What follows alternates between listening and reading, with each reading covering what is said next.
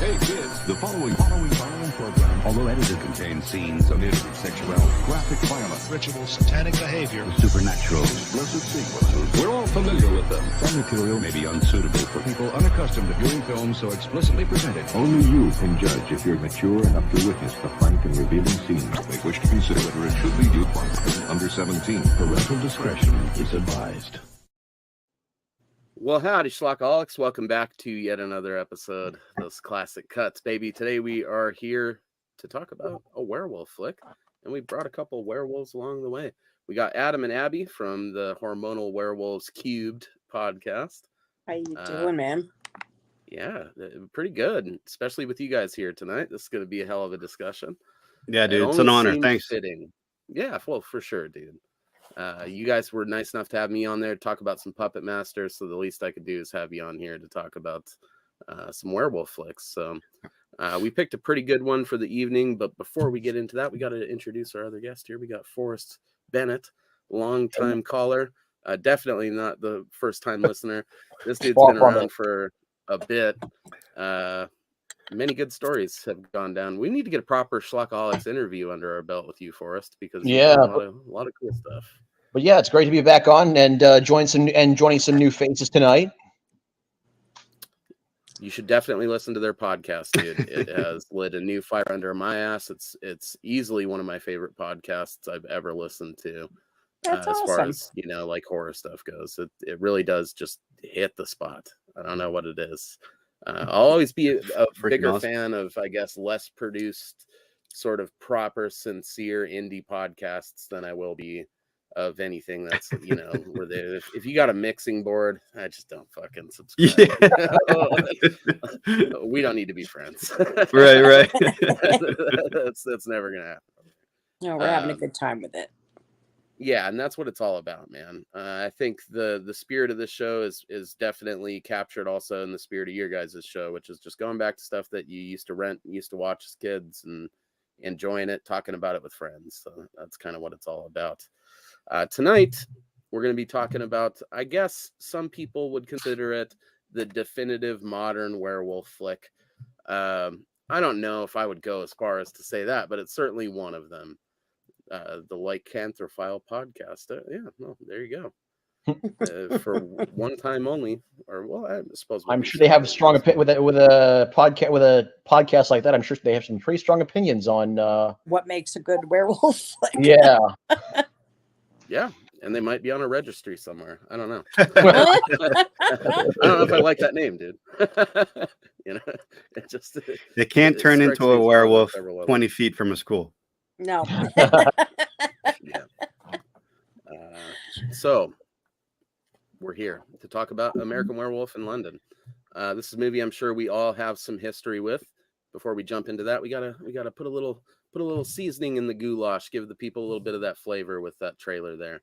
Now, it pains me to say that I had to, err on the side of efficiency and not use the actual classic trailer for this film. Oh, really? Because it just pretty much spoils the entire fucking thing, even though we're going to do that anyways. But I didn't spend hours capturing this footage and editing it down and uploading it so that this fucking trailer could ruin my entire night.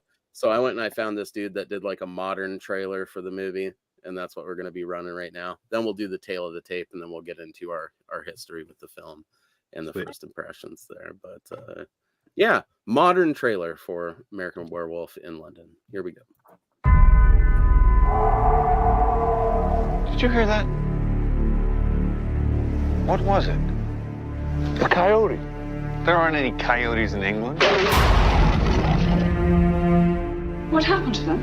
Well, the police report said they were attacked by an escaped lunatic. Must have been a very powerful man. Jack and I were not attacked by a man. It's an animal. A wolf. Did he say a wolf? Yes, I believe he did. Did you get a good look at the man who attacked you? Doctor, my memory is fine. It's my sanity I'm beginning to worry about. You've never had bad dreams before? Well, sure, as a kid, but never so real, never so weird. I'm going to look into your eyes.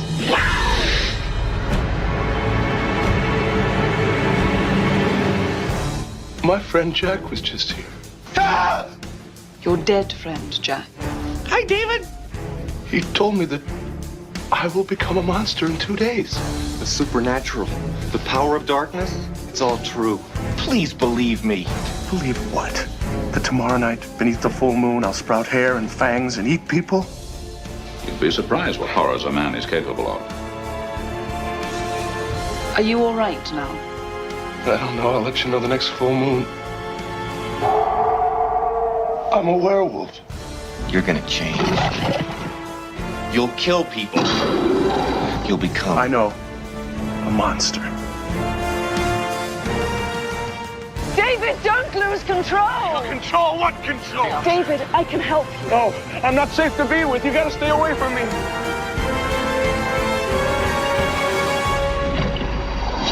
Run!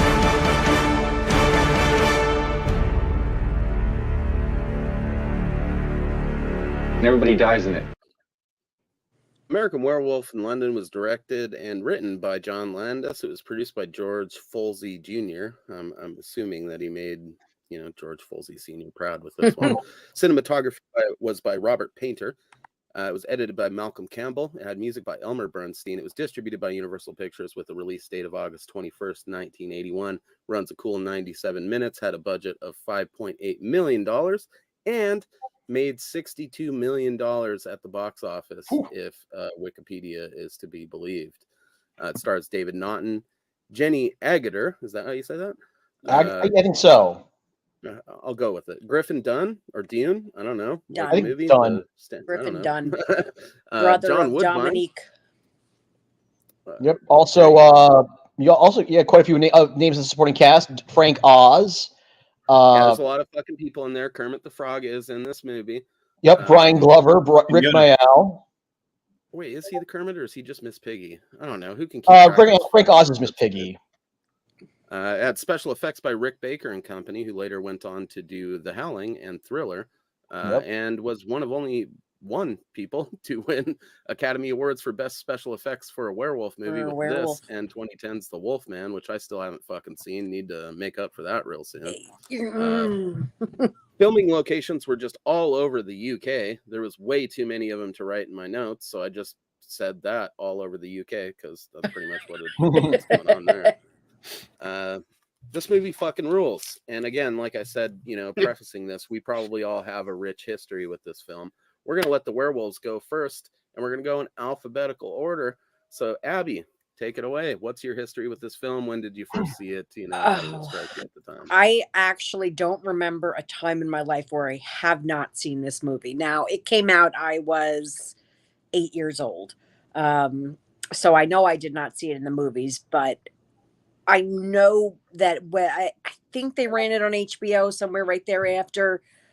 We used to just get all the movies right afterwards, and I think we rented it.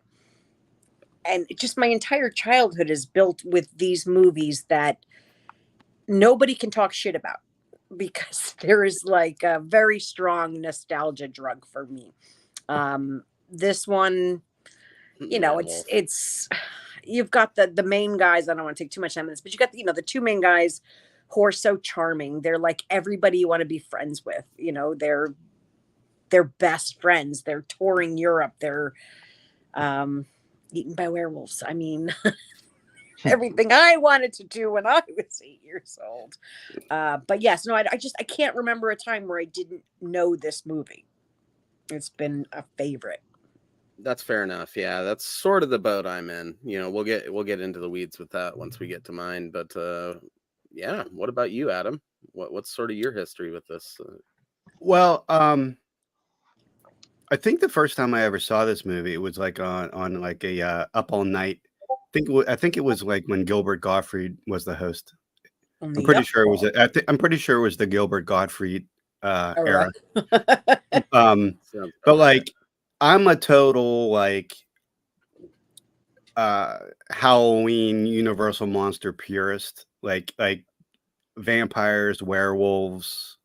Mummy, ghost, like that is 100% my bag and has been ever since I was a little kid. So, I always was trying to seek out, modern takes on vampires, werewolves, that kind of thing. And, I stumbled upon this late one night, on my little tube TV in my room, and, was absolutely hooked. And, yeah, it's been a favorite horror movie of mine, if not my favorite horror movie, since I was in high school. I think this crosses genres for me personally. Like, it's in my top 5 favorite movie, not necessarily just horror. Yeah, transcends categorization. Yeah. We all have those where it's like, sure, I could be watching like some highbrow shit or take some sort of a heartfelt masterpiece to a desert island, but Mac and Me would do just as well. Anytime a kid goes off a cliff in a wheelchair. Fuck yeah, dude. And if I can Mo's find there. one on that island, I'm going to send it in his honor at some point, because I'm not talking to a fucking volleyball.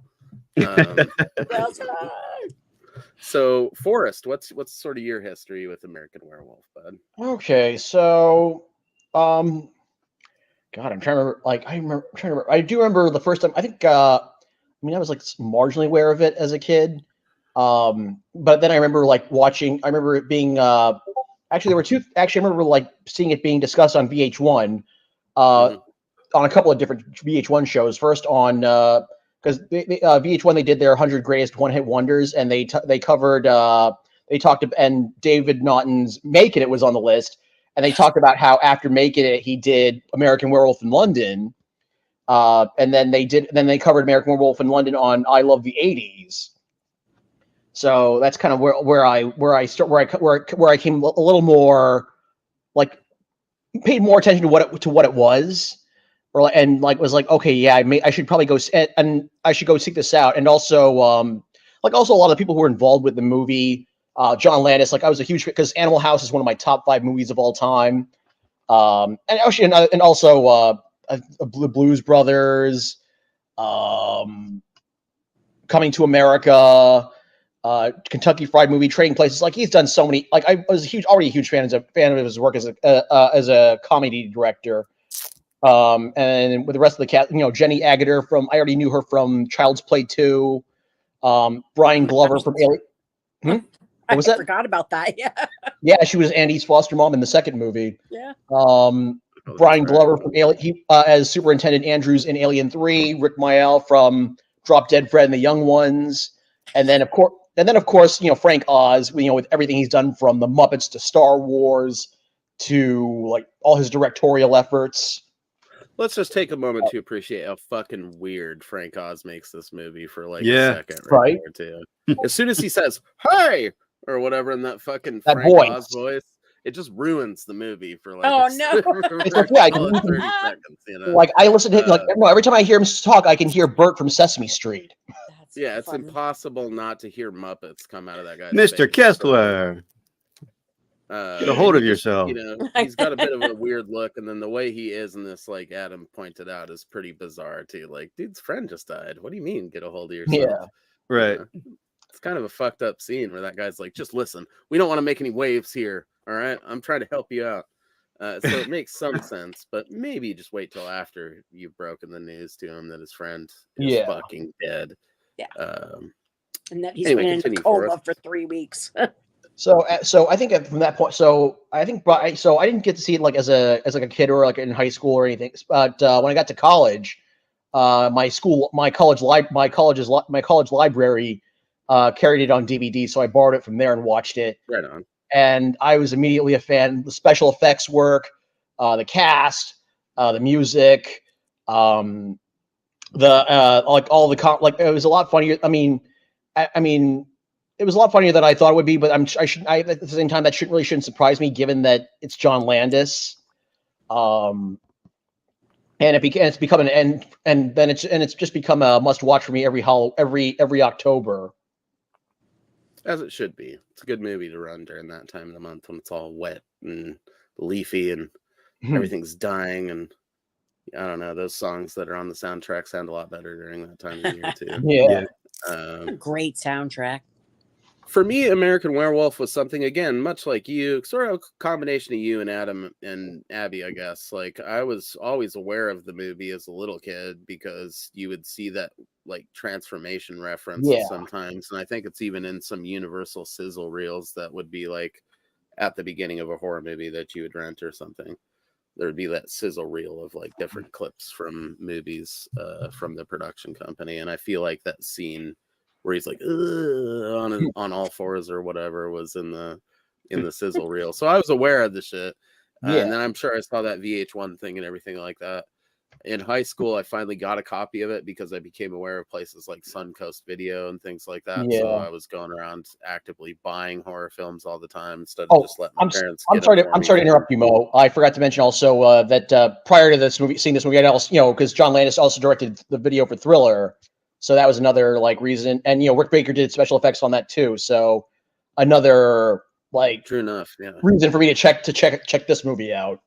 I'm sure I'd probably seen the Thriller video by the point that I saw American Werewolf, but I don't know if I'd seen too much other John Landis stuff, like maybe Animal House. I don't even think Blues Brothers yet. That was like later in high school when I became in love with Blues Brothers for a while. Dude, for the first like 6 years of my channel, I wore sunglasses all the time. Like those same Blues Brothers sunglasses. It was dorky as fuck. But fun, I just really liked this movie though, right from the onset. I mean, it's hard not to like this if you grew up on any sort of other werewolf movie. I'd definitely seen The Howling before I'd seen this as well. Really? Which might explain why I prefer The Howling a little bit, but I think it's more down to my sweaty, sleazy sensibilities of shitty films that, The Howling just feels grosser. It's so grittier. That's why I like the movie. Yeah. It's definitely grittier. I mean, I love The Howling. That is if you go genre pieces, it's in my top 3 werewolf movie. But same here. This feels like a werewolf movie you could watch with your parents. The Howling feels like something that you might feel a little weird if they walked in. It's more for the fan. It's more of a. It's one of those movies it's more for the hardcore horror fans. Yeah, just little idiots fucking trying to. Until that shower scene, then I'd make an excuse to leave the room. Yeah, I'm not watching that shit. That does go over long, and it's in my notes that it is not the length that is suggested for Mixed Company. The love scene in this film goes a bit long, but John Landis explains that himself by saying that pretty much he had a nurse fantasy as a kid, so when he finally got a chance to do it in a movie, why the fuck not? Why the fuck not? She said something like the day she filmed the shower scene, like all of a sudden there was like 30 extra men on the set that were never there before. Like, oh no, we're working, we're changing light bulbs. And this is why they have they now have intimacy coordinators on film sets. Yes, because this was 1981, I guess this came out. So 81. Yeah. And also John Landis was probably, God knows, he was probably coked out of his mind back then. I know I would have been. It's I don't know. I mean, I feel like she tells that story pretty fondly though. So it's not, Oh, I don't think it's something that's horribly upsetting for her, but yeah. I think honestly, if the vibe is right, and everybody's in agreement, intimacy coordinators nowadays maybe aren't needed all of the time. But they probably aren't even used all the time. I'm sure it's one of those things where if someone's like feeling uncomfortable, they just bring one in, and that's I think fine. they have them just in case you need them. Yeah. But I know he said to get the R rating, he had to tone down the sex scene significantly, and he also had to cut down like really? That was cut down to get an R rating, and he had to remove a scene where Jack's eating the toast, and the toast comes out of his neck. Cut that out. Which is a shame. I think which is a shame. And then he did say that he had to edit out where the 3 homeless men get killed. I guess that was much more extensive and audiences like freaked out. But he said he always regretted cutting those scenes because he felt like I need to see that cut. Yeah, like wasting Rick Baker's talent. Yeah, but. Which is interesting because that whole thing with Rick Baker kind of having beef with him for a minute about that is you know, like him thinking he wasted his time making all the appliances for the transformation sequence until he saw it like play in front of a crowd of people, you know? Which is just That's cool. astounding. Yeah, it's a lot happens in post with stuff like that. So, you know, hopefully Rick's pleased with it these days. It's interesting they'd be offended by or like triggered by the homeless person sequence too. I mean, I don't know how gory it was back in these days and stuff. Yeah. They just like throw a can of beans. This movie is really light on gore, really. There is not really a lot not of that gore. offensive. I mean, it's bloody. I was watching it with my mom. It's and yeah, usually bloody, she but gets, like even though parts like that, those scenes even are bad so enough. quick, the cuts are so quick. You can Yeah. barely, you know what I mean? It's like you kind of just sort of subconsciously can figure out what's going on, but like they don't linger on any of those shots. Yeah. Right. I did find out a very interesting fact about why there's no full frontal nudity for David Naughton. Let's talk about some foreskin, shall Yes, we? he told Landis that he was not circumcised, and his character is supposed to be Jewish, so he had to make sure when cutting any of the sex scenes or the transformation scenes that he didn't get any full frontal because he's not circumcised, and he thought it would ruin the. I mean, in 81, was it a commonplace to have full frontal nude scenes? For women, Not well for men, bro. not as common. Yeah. But it would have So, taken this to a like new that was level. originally in the plans, and then they were like, "Oh shit, foreskin." Well, Yeah, because maybe he's not in a lot of completely more naked. mainstream horror, but there was a lot of dick and tits in Yeah. 1981. Yeah. Dude. Yeah. Yeah. Right out of There were a lot the of dick. Flick Yeah, I era don't know if there where was a lot of dick. You had to there seek is out the a dick. lot. I could show you many films with just man sausage. I could show you a film where a dude's fucking dick gets made into a hoagie at the end of it. Wow. Okay. oh, blood-sucking freaks. Yes, exactly. Of course, Forrest knows what I'm talking about. I was- Actually, Like I did actual call dick or like prosthetic? dude. prosthetic, but I believe Excellent. I believe one of the actresses called it the cold cock sandwich. Yeah, Nice. it's that cold cut. It's glorious. And Uh, I found out he got fired from Dr. Pepper because he was nude in the movie. They didn't renew even his show his contract. dick. So Really? No, at that point, Did- it would have just said go for it. I always say, didn't this movie come out like a few years after the Dr. Pepper Well, that's commercial what had been I retired? thought, but I guess they But he you're still still on had a contract with those them, and ads. then they Oh, because he did do the commercials before because they said that they were like dancing around singing I'm a werewolf, you're a werewolf, what would you like to be? And of course In theory, if he hadn't shown his pasty white butt, they could have done like some werewolf themed commercials for Dr. Pepper with him and Seriously. probably sold Yeah. a fuck ton of soda, you know. So it's on, you know, their mistake. I mean, really, his ass was out for like 2 seconds. Everything It else had is to have very sucked tasteful. though for him though. That had to have been that nice little paycheck to just like rely on, you Oh, know, yeah. like oh Dr. Pepper. You don't know that something like sweet this is sweet gonna Dr. make Pepper money, 65 and then million. one day it's just taken from you. no more Dr. He Pepper. did okay, all things considered, with this film, but yeah, you don't know that's going to be the case. So losing your fucking, you know, lifeline because you got naked for John Landis doesn't seem like something I would have been too hyped on at the time. But you know, it is what it is. So yeah, I mean, movie basically opens on a couple of kids riding with some sheep like you do on a vacation, on a backpacking vacation. It's kind of classic hitchhiker shit to ride with some livestock. I feel like. I love how they all say goodbye to the sheep afterwards. Yeah. They're so yeah, cute. hell yeah. This was the early 80s, so several of those sheep could have ended up in early black metal videos being unfortunately horribly butchered on stage and things like that. But, you know, I like to think they all lived happy lives and got some of that John Landis money as well. I doubt I it. don't know. They probably got made into haggis. Oh, That seems that's more insult likely. to injury, my friend. I do love how the opening scene with them walking has like ad-libbed dialogue. You know, it's fully natural. It immediately, like between that and that opening sequence with Blue Moon or whatever it is, just Yeah, playing Blue over Moon. the opening Yeah. credits while it just shows those shots of the Moors. Like it sucks you right into this fucking movie. I don't care who you are, how distracted you are. You sit down, you watch American Werewolf. If you can just focus on it through the opening credits and the walking scene, you're into the movie for the rest of the runtime. Yeah. I love their relationship. I Yeah, think their everything. chemistry. Yeah, exactly. Yeah. They're both Off so the charts. charming You and really feel like they're best friends, and Mhm. they've known each other for a really long Forever. time. And there's like, Mm. you know, there's a bromance there. Like those Yeah. dudes like Yeah. love each other, and they're like besties. Yeah, For Hetero sure. life mates. hetero I life. tend to have a lot of transient guests on my shows just because of the nature of it and my time zone placement. But you guys have that sort of kinship. Like I could see you, Abby, and Ryan. Traveling England and Yeah, steering being in a clear of the similar scene in moors. a movie. That's awesome. Thanks, dude. Yeah, I've like if I actually ever been needed to to a cast couple some places. High compliment. backpackers to have like a really organic conversation and then get slaughtered at the beginning of my movie, I would cast you guys pretty good. So you know, they basically are just dropped off in the middle of the moors. They're on their way somewhere. I don't know if I've ever paid attention to this movie that much outside of the atmosphere to learn what the fuck they're actually doing here.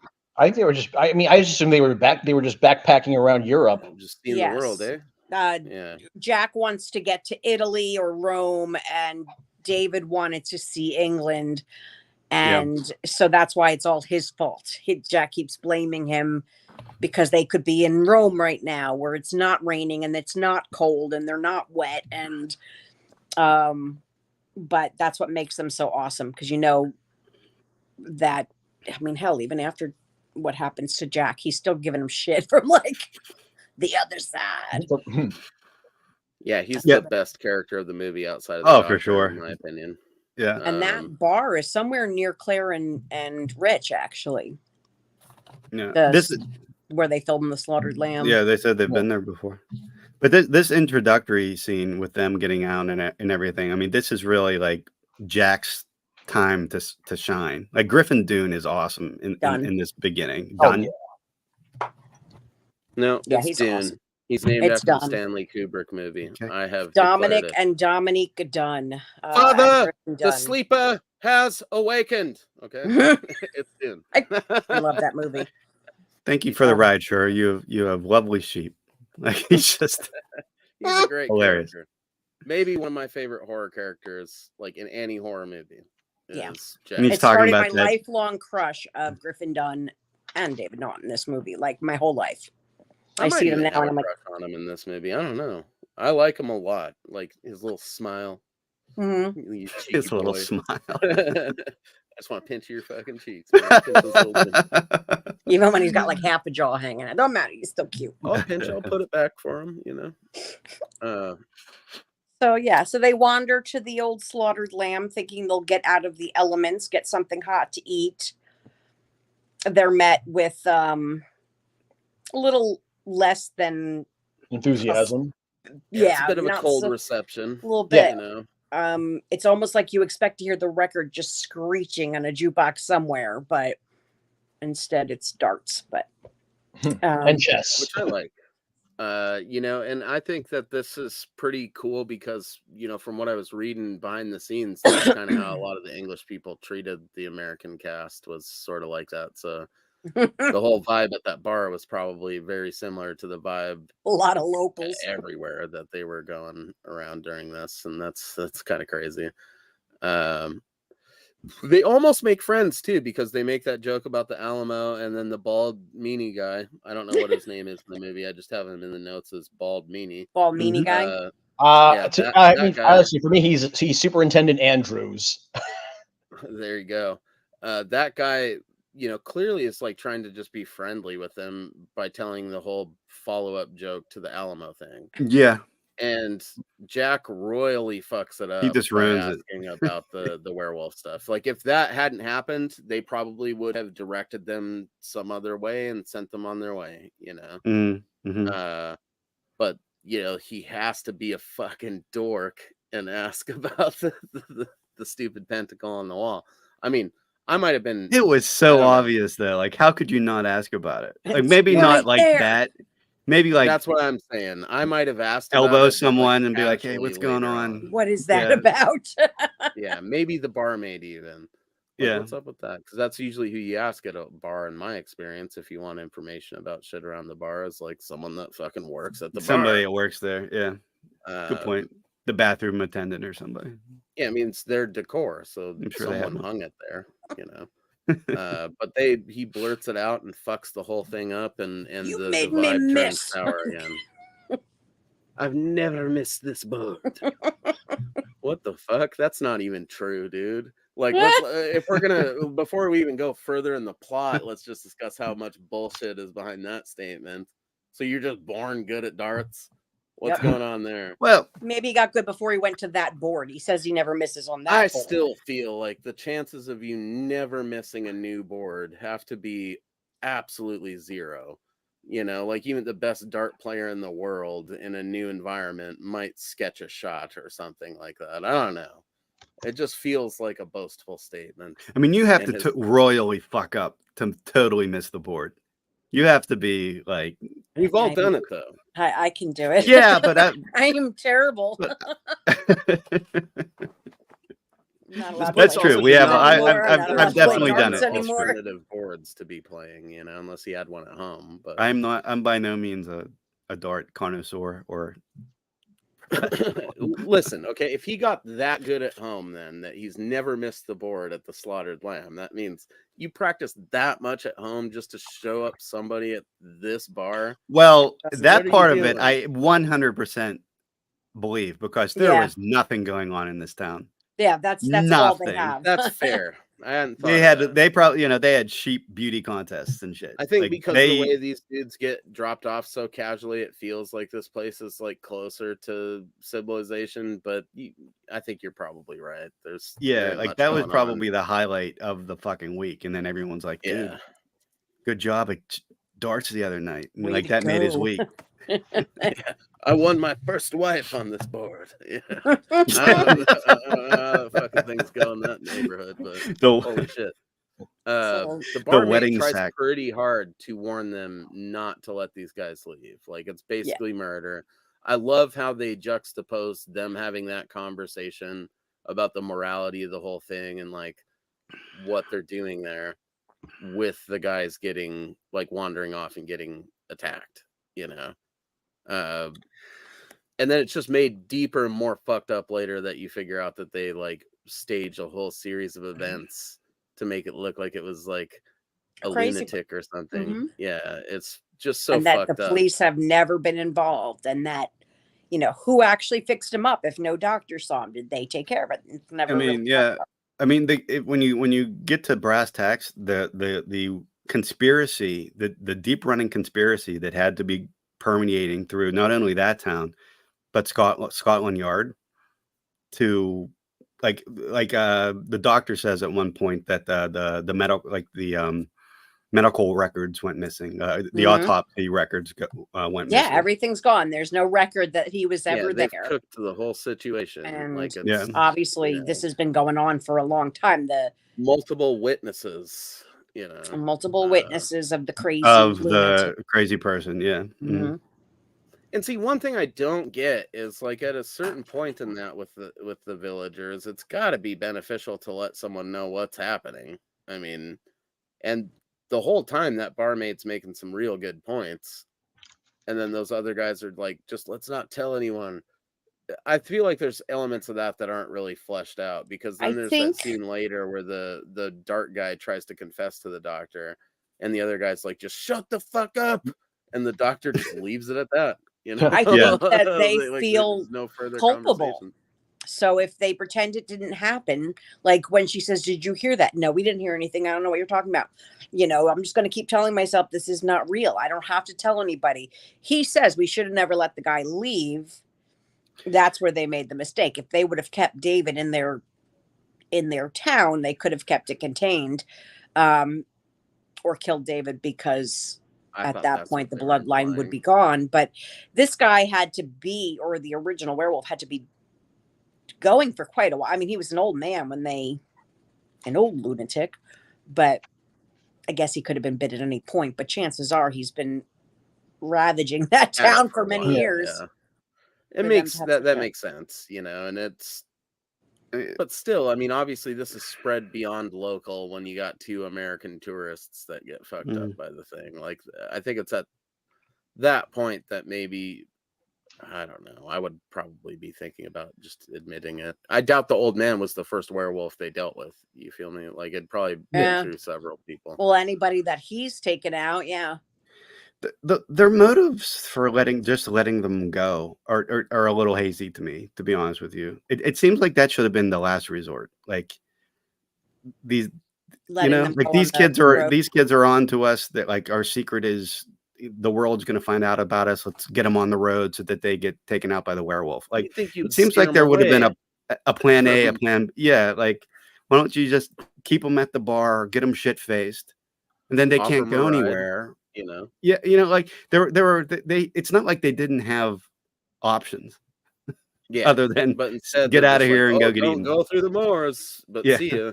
They had options. Like they just. I mean, I think honestly, the old dude just assumed if they stayed on the road and got the hell out of there, and they never had to look back, that they should be okay. It's a hell of a chance. That's a hell of a chance, and it did not pan out well for anybody in the situation, but. Nobody. Yeah, they kind of do the opposite of the doomy gas station grandpa in like a Hills Have Eyes or Friday the 13th, or the Harbinger. Like, stay on the main road. They're just you're all like, gonna die. You're all doomed. It's more of a suggestion and less. But they do tell them stay on the road, stay away from the moors. Mind the moon. And where do they go? To the moors, off the road, right under the moon. Right under the moon. You had one job. 3 jobs, man. All right, let's check out our comments here real quick before we dive into the meat of this next section. We got some stuff from country. Good werewolf. Read that to me. Sure. Definitely want to hear American Werewolf was way better. JK. That Fighting World's right there. An Adam Sandler movie. I don't know what he's referring to there, but what does it say? Four art house shorts and one Adam Sandler movie. I don't know what that is. That's why you should read the script before you sign on. Yeah, that's always good advice. Country says this is number 1, number 2, The Howling, 3rd, Wolfman, 4th, Bad Moon, 5th, Dog Soldiers, 6th, Howl, and 7th, the original Wolfman. No Silver Bullet? Yeah, no Silver Bullet. Yeah. I would actually put Silver Bullet over the Wolfman, the remake. I didn't love that movie. Agreed. I'm not the biggest Howling fan. It's another a story for another day. But I'm not the biggest fan of Howling. I love the fucking Howling. What about Ginger Snaps? Where's Ginger? Where do you put Ginger Snaps? Yeah, good I like Ginger Snaps a lot. Ginger Snaps is good. I'm one of those weirdos really likes The Curse, no matter what cut of it is. So I just like The Curse. Goofy as fuck, and it's I love a fun movie. I used to say I didn't care for werewolf movies, and then I started listing the movies, and I realized I kind of do. Have you guys seen Dark Phases? Night of the Wolf or whatever it's called. I have not. Late Phases. Late Phases. Late Phases. Yeah, that's the one I was just about to mention. Like, I think that's one of my favorite modern. That's in my top because it's just so fucking sick, dude. Yeah. And then another really good one is Big Bad Wolf. So if you ever wanted to see the fucking the angry dad, like the bad dad from Kindergarten Cop as a talking werewolf, Big Bad Wolf is what you need to check out. It's fucking ridiculous and bad, but also a great time. I'm looking at it right now. He's basically playing the same character from Kindergarten Cop, just as Richard Tyson. Yeah, that guy with the weird So Richard lips Tyson's the werewolf? That's awesome. Yeah, he's the fucking werewolf. I need to see this movie. And the werewolf talks the whole time, so he's like talking shit to the kids. He talks. Werewolf, and like Wolf Cop. Highbrow says if Chiller did play any werewolf movies, I didn't watch them. They played low budget 2000s movies, not real classics. I mean, some of those are classics. Ryan's in there. Highbrow says if your favorite band thing, erasing where the ideas came from. What the fuck? I can't read those. I'm sorry. I don't know if I'm following what he's talking about there. I don't remember. They're having a different conversation about that. Maybe there's like another person I'm not seeing in the chat. They're probably blocked for a reason. Canadian boy Ryan, he says, like Michael, I too prefer Paris. Unlike Michael, I'm not joking. We know. We found that out the hard way, bro. So cute. No, it is fun though. Country says he watched Chiller. They did show some werewolf movies, but they were not very good ones, so really didn't miss anything special. Highbrow still misses that shit, and I don't know. I mean, I think they still show special stuff on some of that curated programming. You just got to be in the right mood for it. I think there's a golden period for all of that for us. Like, I have a hard time getting into the new Joe Bob stuff because I remember Joe Bob on TV back in the day, and like having my first beer. You know, that's a whole other episode. I can't watch Joe Bob. No, I just can't. I still watch Last Driving whenever I can. Me too. A lot of people plus I'm to it, and I don't hate it all, like, dude. It's just the laughter and like, you know how the sorry, I know we're segueing into this, but I have to say this. Like in the old Joe Bob, like when you would hear the crew members laugh, it was genuine. Yes, like they were actually laughing. Now it's completely. It might as well be a canned studio, a laugh track studio audience, and like the banter between him and Darcy. It's just like it feels forced. I'm just like, what am I watching? Like, what is this? Yeah, back this in the day, it had that thrown together cable access sort of, but with a better budget vibe to it. I mean, like a lot of the other horror hosts that we watch now, I don't know, it's a little too polished and like regimented, and I don't know, it just feels forced. Yeah, I still love it. I love that people still love it. And I still watch it every week. So I'd rather spend a Saturday watching Svengoolie than I would whatever the fuck. I mean, I want to love it. I just don't. I want to love it. Because Svengoolie never got popular. So I love Svengoolie. It's still fucking genuine. Like, that guy is still just a gigantic fucking dork that somehow has. That's great. That's beautiful. There's something beautiful to be said about that. Yeah. Oh, I love it. Papa Pete, absolute fucking Canadian legend, says. Absolute classic. Everything was great in this movie. The music, the effects, the dark humor. David Naughton, Jenny Agutter were great. But Griffin Dunn stole the show. I would agree. Yeah. And I would also agree with JR. Late Phases is awesome in the spirit of the Howling franchise. True stuff. Yeah. Chiller would be cool, Highbrow says, and then the Hatchet movies ruined him. Aw. I mean, I don't know why, but I liked Hatchet a lot, I do the too. first one, and then Hatchet 2 was fun, and then I think I just got like too drunk for the other ones because I barely remember them, but I do own them. You do need to go back and watch Victor Crowley. I'll admit, I've seen them. I think they're all I've seen them a couple times, but I don't know. I don't hate them, but they're not like I'm not like a diehard. I've just never been a diehard. I love Adam Green. I love his humor. But in Victor Crowley, I need you to go back and watch this because Felissa Rose has the greatest death scene in any movie. Give us the bullet points. So she's always on her phone. She's like an agent, and she's out there, even though it's dangerous. And he comes up and he grabs her while she's on the phone, and he rips her arm off, and he shoves the phone up her twat and out her mouth. Yes. Oh god. Yeah, I guess I did watch that. It was the funniest thing I've ever seen. I'm pretty sure I watched all of them, but like I said, it was like during a marathon. I owned Hatchet 1 through 3 for a long time before I got. Is Victor Crowley the fourth one? Fourth one. So I'm guessing that's what inspired the marathon, and I don't know. The first two are the only ones that like stuck in my brain, I guess. I don't know. I liked Hatchet. I think Hatchet and like that show that Adam Green had were sort of the last blast of Holliston. Like Hollister. Holliston, yeah. Holliston, yeah. Odorous from Guar would be on that and shit. Yeah, Kane Hodder and Danielle Harris made appearances. Kane Hodder, Danielle Harris, and Tony Todd also made appearances. And what's his face? That did Jason in the remake. Derek Mears. Derek Mears was on it. I fucking loved it. I absolutely loved it. I asked him recently if he's of like mainstream horror fandom that was genuinely nostalgic. You know what I mean? And you've got where like now D. Snyder. Like they just do that shit to sell dumbass movie tickets and popcorn buckets. Like back then it felt like the dudes like Adam Green were still keeping retro horror alive with stuff like that. I mean, true fans to me. But I loved D. Snyder in that show because he was, what was he in, a Van Halen cover band, and he was like Always doing high kicks in his little leather and being a total like always Fuck hitting yeah. on Adam. It made me laugh a lot. But anyway, I could see that happening with this Adam in real life right now. You know, It's So true. you never know. Beware those high kicks, man. Just like the moon. They bring bad tidings. Adam Green did Frozen, didn't he? Yes. That's Yes, he probably did. my That favorite fucking Pixar movie. Adam Green That's project. a great movie. No, the one about the skiers who get stuck on a lift. Okay. And get eaten by wolves and shit. Isn't there a part where like a chick's fucking finger breaks while she's trying to climb the mountain?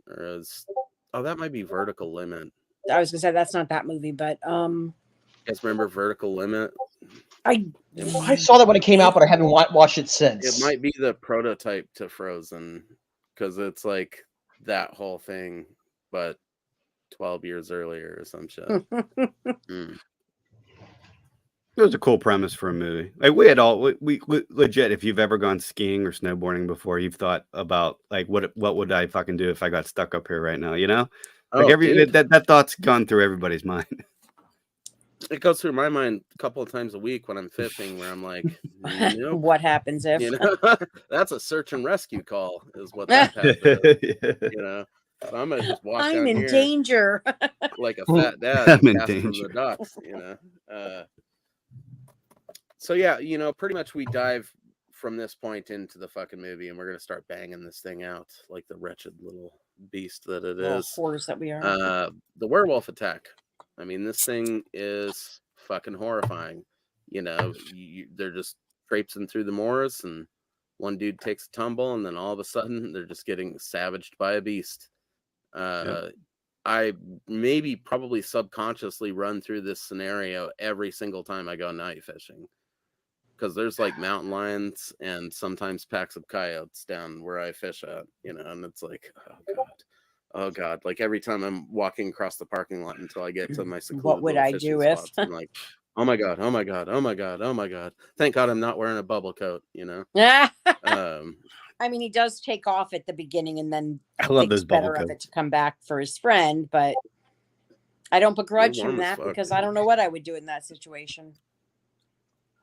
I don't know. I've Like done the same thing. I think I've never seen a werewolf like ahead. the werewolf attack. He's so what's the even word? Rabid, ferocious, like just off the chain, like Vicious.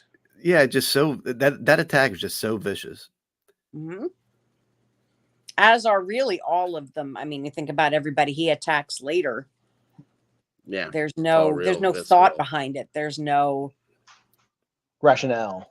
yeah, it's just animalistic, like ripping and tearing and Yeah, just like a feeding frenzy, you know. exactly do. like Jaws, but you know, furry. a furrier. It's, I think, handled very well. You know, a lot of werewolf attacks and other werewolf flicks, they're maybe even a little bit too human. You We're know? gonna need a bigger road because they I get up get there. it. You're right. Well, I mean, if the road was bigger, maybe they would have still been on it. That How do does you know make you some left the sense. road? Yeah. But basically, you know, he wakes up from this attack, doesn't know what the fuck went on. He's just kind of stuck in the hospital. And he eventually, you know, in pretty short order, starts having some fairly weird dreams. I mean, that's Wicked essentially nightmares. where the movie goes from there. You know, he's... Can we talk about the Nazi? Okay, let's talk about the foreskin again for a second. Okay. There is a moment where... Or they say you he's know, Jewish. they say basically that he's Jewish. And if they really wanted to explain the foreskin, I guess they could have taken the creative approach and, you know, suggesting that it grew back in that 3 weeks that he was in the coma. I don't think it works that way. These nurses are Unfortunately, it thirsty as doesn't. fuck, by the way. Like they are think? fucking thirsty as fuck He's like, I looked about at his penis. uncircumcised cock. They're all just like standing there, like I do waiting kind to of take love how turns. the girl who acts like her looking at his dick is weird is the girl that ends up just inviting him to live with her, essentially. You know, they're definitely thirsty. Very parched indeed. Very parched indeed. There's that whole, he has an American accent that makes him hot to them. Pretty much. Hey, I mean, David Naughton, you he's a good-looking dude.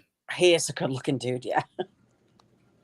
But if you saw Yeah. Say Anything, there's the scene where the English guy goes to America and he just gets like dropped in the middle of freaking Arkansas or whatever, wherever like the most white bread places, so that they'll think he's really hot because he's got an accent. And he gets very Really? late. That happened? That It happens does a lot. work. That's hilarious. It's true. It works somewhat within the continental U.S. too. If you have like a sweet Minnesota, if you sound like Fargo, you're gonna pull more Minnesota. tail than I would around here. Unfortunately, us West Coasters don't really have much of an accent at all. So I hear it. I'm accent deficient when it comes to Accent that. deficient. I hear it with even Ryan a lot. abroad, they would be like, your American accent's kind of boring, though. Like, you don't even have Yeah. that Connecticut twang or anything like that. I didn't think I had an Just get accent until I outta here. started having to call people for a living, and they're like, "Oh, you're from Pittsburgh." And I'm like, What "What are you talking What's about?" you I'm in- not- You sound like some dude that works at a GameStop. Did you use the or a word yins? dispensary. Because that's Yeah, an at Jagoff. Jaguar. See, we don't even have any cool stuff like that in Oregon. This is just how we sound. You got a lot of granola. That's good. It is true. We're fibrous and regular. I love it. So after they talk about the foreskin, the doctor pretty much shoots him down. I like how that guy's like, "Get the fuck back to work." Do you do something at this hospital? Yeah. Yeah, Wait to it's get off. savage. Rub one off at home like the rest of us. Don't be standing here looking at this poor man. I love how they set up Dr. What's his name? Dr. Hirsch. As like kind of the dick of the movie, but then he turns out to really be the real Yeah. MVP. All Yeah. along. Like when we He, get he later was sort into of the this. hero. Yeah. Like he drove the fuck down there just to question those people. And Yeah. feeling that somebody Went out of his believed way. it. And he Pulled a believed true David good before homie she did. move, and fully investigated the shit. And if you believe he was just in the neighborhood of the slaughtered lamb, come on. Yeah. That place 'Cause didn't look like nobody's it was just just in in the the neighborhood of neighborhood. anywhere. It always bothers me how he only takes a sip of the Guinness. And then Like he leaves. orders a whole drink, he takes a sip of it, and then he's gone. I think he said if there was I food, did he do would have that eaten it, once but in it's my a long life, drive okay? back to London and he shouldn't be drinking. Guinness is heavy. But Let's can be we talk honest, though, about you the could probably night? Hopefully they have sober up. food there now. Like in What's that, Abby? 2024. I said we need to talk about the nightmare, the Nazi. Yeah. freaking- Yes. Oh, we're That getting there. scene. But before we get there, we have to Uh-huh. discuss the fact that this doctor comes in, listens to his story, apparently takes it more seriously than we would be led to believe, because almost immediately afterwards, there's like a full-on Monty fucking Python scene between him and the inspectors in the office, which always never fails to fucking make me sort of pause, Knocking for a minute in this bedpans movie and be over like, and what the fuck is this? That's how you know John Landis was just at the same time making a serious horror movie, but also just fanboying out over a bunch of shit. you Yeah. know, Mhm. and just pumping Like, as much of it into the movie as You possible. almost 'cause want to say tonally, that it it's makes no sense. yeah. I was gonna say like it almost feels uneven, but Mhm. it works. It works. It Yeah, totally and works. that bizarre, weird, fucking vibe that John Landis Yeah. managed to cultivate with this, I buy it as part of the When movie. the guy knocks over all the Bedpans. bedpans and he's like And they trying were to put like them back into each other. those He denies him what the are those tea. Russian I always dolls, think those that's nesting fucking funny, where dolls. it's like, yeah, we'll have some tea. actually." It's Tetris of bedpans. And that goofy It's amazing, inspector man, was but, the like only one that like kind of like was doubting the official statement gets from his at the the end. town. Which I think diverts you even further from the fact that the doctor is going to be the guy that actually investigates actually it, believes him. because they You brought would in think a it would be whole that new guy. character to take him Yeah, why seriously, wasn't it yeah. that guy? It Whereas should have been that guy, actually. When you think about it, it actually would be really fucking funny if it was that guy. it should have been that I'm guy. sure there would Yeah. have been some cool stuff written for that. But basically David still leans into the fact that, obviously this was not some random psycho that attacked them. It was some sort of fucking animal. He keeps insisting on that. It's through these inspectors that David learns that the village actually fabricated the whole backstory of him being attacked by this lunatic. Supposedly there was witnesses, all that bullshit. Obviously, you know, he knows that's not true, and as we'll learn soon, so does Jack, because though he is dead, he is not gone. You know, and they kind of just decide to close the case and act like none of it ever happened. The cops do. And, you know, because the lunatic is dead. They have nothing David else to do.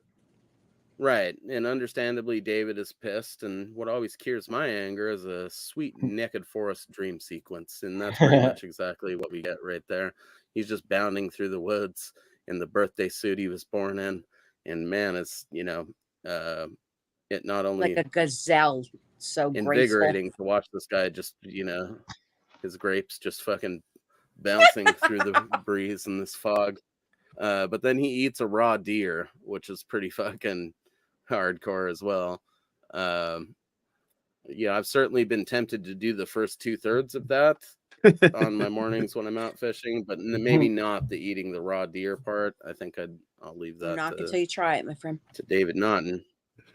But that's sort of the first indication, I guess. I mean, the movie's called An American Werewolf in London. You know what's fucking going to happen eventually as you're watching it. But for the sake of building tension, you know, and like gradually unveiling the shit, this first dream sequence here is pretty cool. You know, it's sort of because he sort of has a mini one while he's waiting to be interviewed by the doctor or whatever, where it just shows like the Evil Dead style camera going through the woods. But this is the first one where it shows that like, well, okay, something weird's happening with these, you know. And that's sort of the whole setup to the movie when you think about it. It's just the entirety of American Werewolf in London is the story of the buildup to this dude's first real werewolf transformation. Yeah, it's an hour in before he transforms. And then even after that, he's only like human for like a day and then transforms again and wreaks absolute havoc during the peak of the whole thing. You know, so it's like really it's another movie that sort of reminds me of it is iZombie. It was like a Fangoria Presents thing they did back in the day, so totally unrelated to that show that everybody knows about nowadays. But also notable for having a scene where a zombie guy that's turning into a zombie tries to jack off, his penis falls off in his hand. Oh. So, oops. you know. But did I do that? Does he put it in the medicine cabinet like Brundlefly? I guess is what he does, man. Honestly, put one of those fucking M&M minis containers. That'd be a good place to keep one. I don't remember, but you know, it reminds me of this in that it like sort of documents the transformation.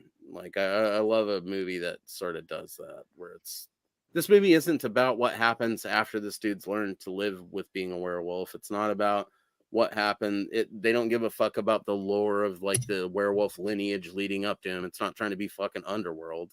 Nope. It's just trying to show us the story of a dude getting infected by a fucking werewolf and the painful process of becoming one, you know. And it succeeds pretty fucking hard. Yeah. But I think some of the thing that builds like a lot of that tension leading up to that is these dream sequences. And sort of on the side of this, we have David having the hots for this nurse. You know, she's flirting with him in a very British way and feeding him whatever the fuck that weird British food is. And he's pretending he likes it. So obviously this guy's committed to getting laid, you know, because we all know most British food sucks, and the hospital food has to be fucking atrocious. What is British food? Like beans? Like what is that? What is actually British food considered British just food? tends to be mushy and somewhat bland. Yeah, it's the same shit white people here eat, except they just season it like even less somehow. Even less. Yeah, like mushy peas. Just think mushy peas, and then. Although I actually do like a lot of British food, like shepherd's pie and stuff. It's really good. Same. A lot of British food is a lot of the food that our parents make. They just put like half a tube of fucking ketchup on top of it. You know? Fish and chips. Or like a whole ton of Johnny seasoning. I mean, I think the main issue with British food is just the lack of seasoning and how a lot of it's boiled. You'd like the English breakfast, Adam, because it's got eggs, it's got rashers, which is like thick bacon. You got baked beans, you've got mushrooms, you've got tomatoes, you've got like Bangers. black pudding in there, little That's a lot of food in the morning. Dude, they go all I mean, out. if I was They hungover, don't fuck maybe around that with would hit breakfast that would hit food. the fucking spot. You know what we've done I mean, I've here, had though? bangers and mash. Bangers and mash is like fucking aces. Banging. Bangers and mash is fucking amazing. I don't know if that's Scottish though. That might be Scottish. Is Well, they Scottish have it in food considered England as British? well. They have it in I don't know. Ireland. But yeah, it's a UK thing. Bangers. Anyway, it's good. Well, now that we explained away the punchline to my fucking joke. Oh, Jesus. I but Sorry, dude. Notes right there. No, we did it together as a collective. I as much as I'd like crafting a joke, I like ruining one even better. Oh, fuck, but I can't wait. you know what happens after this is the demon face, like Nurse in the Woods fucking sequence, which is pretty goddamn weird as well, and also sort of showcases the beginning of their relationship, which I think is pretty cool. Like, this dude got attacked by a werewolf on a trip with his friend. Yeah, his friend's dead, but he's gonna get super fucking laid. And he knows that from like his first encounter with this lady. Yeah. So guess the he's not trip- feeling that bad. I almost feel like it's not stated, but David is definitely trying to get laid in Jack's honor on this trip, you know, because like that's what they were talking about in the whole opening sequence. Yeah, like Debbie Jack Klein or was trying to something. get over fucking Debbie Klein or whatever, so he's trying to That get some sweet body. fucking European snooch, dude. And he got killed in the process before he even got to have any European anything. Like, he just got killed in the first field that they walked through. Seems wrong. Well, presumably, we don't know. I see. This theory requires that the plane dropped them off right before the dude with the sheep picked them up. So I actually don't Good know point. what they did. Yeah. Up to this point, They could have been wild beforehand. yeah. But in my head canon, they just got dropped off right there and then ended up in a sheep truck. Sheep, And yeah. It happens to the best I like of to us. think David's trying to go out there and just do this in fucking Jack's honor, and then he gets swept up in the whole thing because unfortunately he's a fucking werewolf, dude. How do you guys think you would deal with this at this point? You're having weird dreams. You're in a strange werewolf hospital Nazi in a strange dream. land. Freaked me out. Yeah. I have a lot to say about these dreams. The werewolf Nazi dream. We'll just play this while you talk, Adam. Go ahead. Well, you know, I've been in I'm in a lot of horror groups on Facebook, as I'm sure everybody in this chat is. Yeah. And there's always a back and forth between, you know, what's the best werewolf movie? Is it Howling or is it this film? And like, and you know, it's close, right? No matter which one you go with, you have to say that it's close. But what a lot of people will say, a lot of horror fans I see say that the reason The Howling is better is because it's a better, how do they put it? American Werewolf is a better movie, but The Howling is a better horror movie, is what they say. And I don't agree with that at all, because I mean, I would shine a spotlight on these dream sequences and say nothing in The Howling even comes close to matching the terror of these dream sequences. The Nazi The thing. Howling is basically what happened if a serial killer made a fucking reporter a werewolf and they had to go to the swingers club in the fucking woods to find out what happened about it. Swingers I mean, club. it's not that complicated. This movie is that's what that camp was in The Howling. But, I don't care what anyone says. It's a I did swingers learn that club. Rick That Baker sweaty was the werewolf Nazi that yeah, slices Norton's throat. there's That just Rick a Baker was there's just a Nazi. sect of horror fan that, like, if there's any kind of comedy in a film, in a horror it doesn't movie, make it a horror they movie. completely they knock it down a few pegs, and they're like, it's not a Which true is horror movie. ridiculous to me. It's okay? totally ridiculous.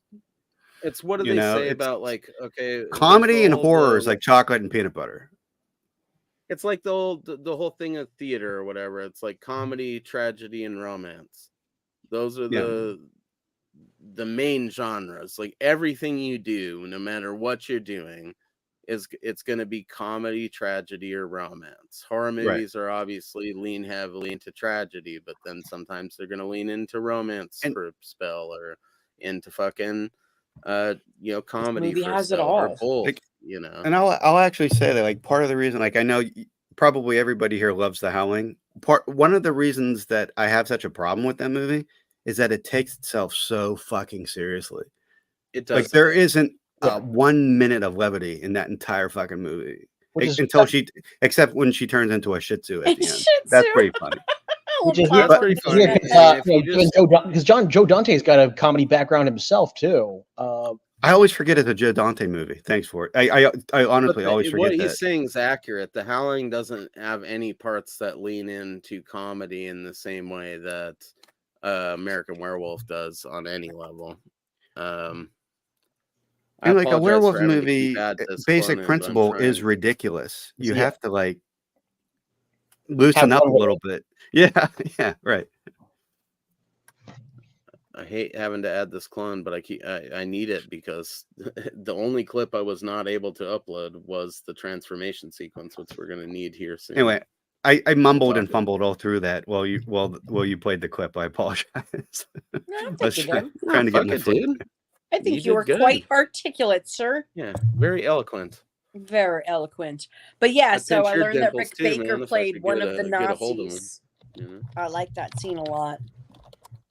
And then the dream inside the dream where he thinks he wakes up in the hospital and, the nurse is with him and then she goes to open the blinds and then that shit scared the crap out of me when I was a kid. Yeah. It gets knifed up. Yeah, it's a cool fake out at the end of that. Sort of creates this thing. The nightmare is over, but it's not really over. But Remember it's that not was really the whole over. thing. That scene. And I know it's coming every time, and it still makes me jump because it just was like this. Yeah, that one affected me, as it were. For sure. I didn't realize that the Sorry. the Muppet Show scene that they play was not actually ever shown in the U.S. So a lot of Americans thought it was a fake episode that they showed in there. That clip, I looked it up. It said it was the nightmare sequence is Senior Wences 1980, but the portion that they showed in the movie was never shown in the U.S. So that's why Miss Piggy and Kermit get credited.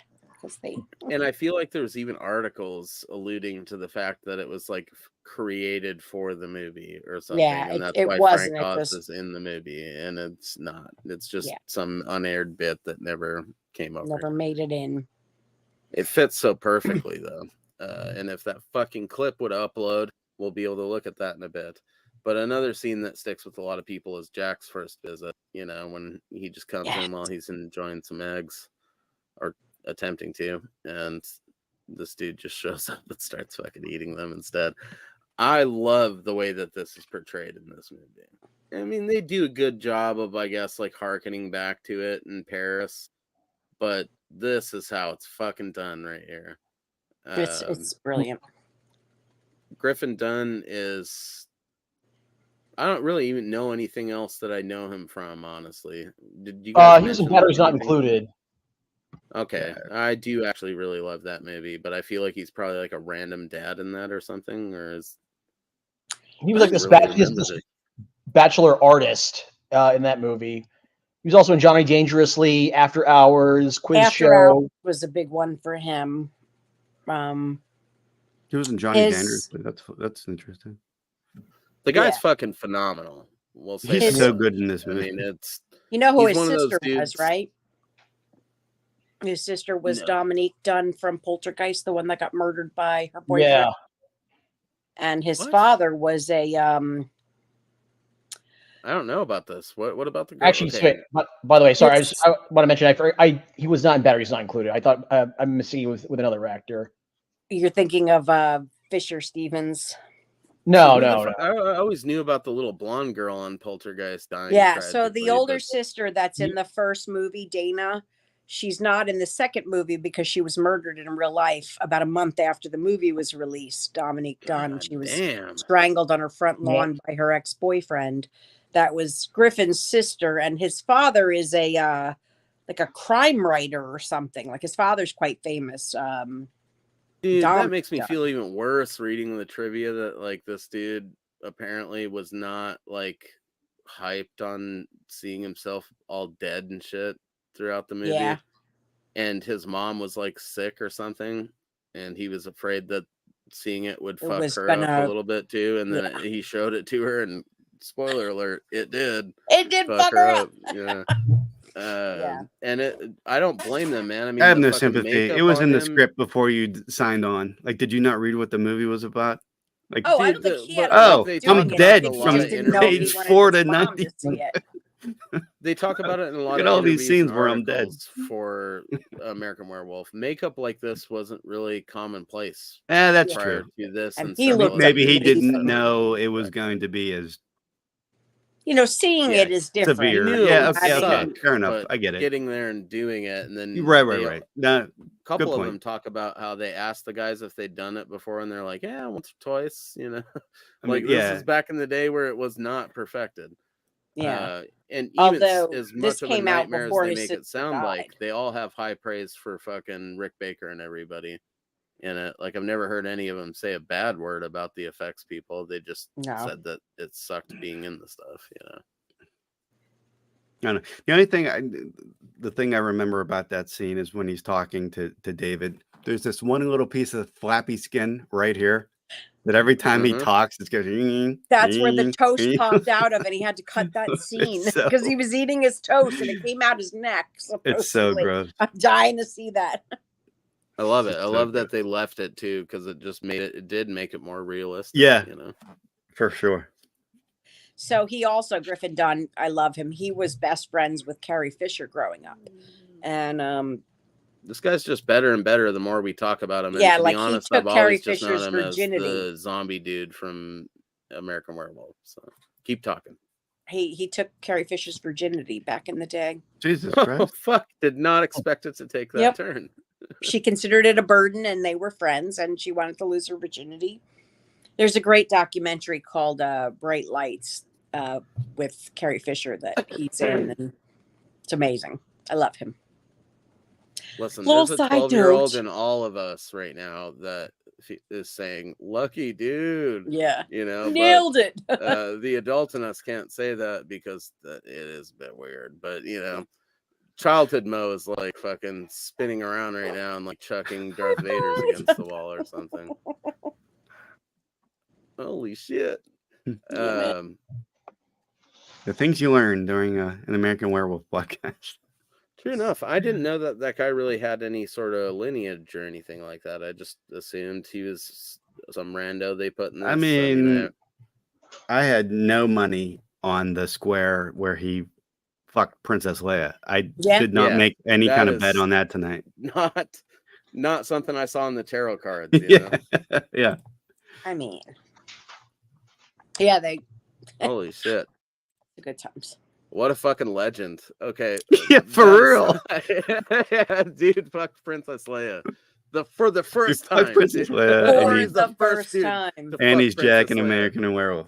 Yeah, that's got to be like the first dude to walk on the moon, or like the first dude to win the lottery, or there's only so many things that happen in the history of man that equal out to that sort of thing. It's like the first guy to win a coin toss or something. Like, how does that even happen? Fuck, I don't even know where we're going anymore.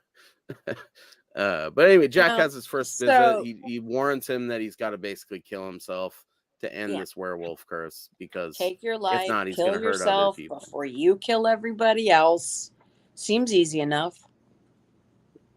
But obviously, David just assumes that he's lost his mind and that Jack he's is not been there. fed that idea, Yeah, although she does say when she comes in, when they're back at the house, that she heard voices. which When he was implies talking to she Jack. heard him too, right? Mhm. That's what I think. I'm although not crazy then. All right, Not me. I thought the same thing. Seemed Said it again. Well, She heard what too?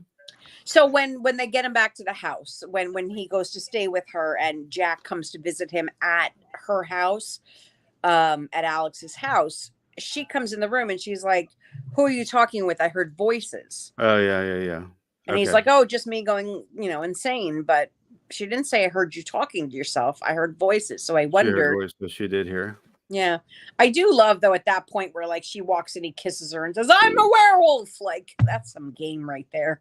Just goes on. I'm a werewolf. Laying I'm it about to on. show you. I'm a werewolf. Yeah. I mean, I would have banged him before that, but yeah. But that actually adds to it. Seals And then the deal for sure. takes him home to her apartment, as most nice nurses do for their patients. And yeah, I have in my notes that basically he finally makes his move and gains a sugar mama. Yes. Oh yeah, she's buying all the groceries and shit too. Like yeah, because he's just following her around. Like, with that's a little expensive, backpack. isn't it? And he's like, "How do you survive?" And she's like, "Carefully." And he still just lets her bring it all up. Like, you did, the werewolf didn't take your fucking traveler's checks. Yeah, What dude, you what could what are you have doing? bought You gotta pay for a something. little bit of that. Gotta put a little in there. Yeah. He Do you put a guys little like in the there. subtle change of his bubble little- jacket being like a full bubble jacket in the first scenes to make him look totally alien? But then once he's been in the hospital for like 3 weeks and apparently, you know, moistened his tip on this fucking sweet British lady, Moistened his tip. like chalking a pool cue, you know, fucking. It happens. Basically, pretty much his transformation visually is that he has a new bubble vest, but underneath is like a cardigan style sweater. So he's a little British. He's a He's a little, little British now. He's a little fancy lad. He's assimilated. I like that the Just dogs a are bit. barking at him and the cats are hissing at him, and That's the werewolf trope. All and the then cats, he's all all the growling at animals himself in the mirror, have like figured it out. because you know, if I thought I was a werewolf, I'd growl at myself in the mirror too, just for funsies. Well, and that's kind of what, again, you know, this whole movie is really just, I have to add my little clone again one more time, but I think I found a solution to this so we can get that transformation clip, baby, because that's really the last thing that we need. Which, We need it. I mean, it is the greatest transformation scene of all time. Yeah, we just, the discussion won't be the same without it. And I think I did maybe fix that.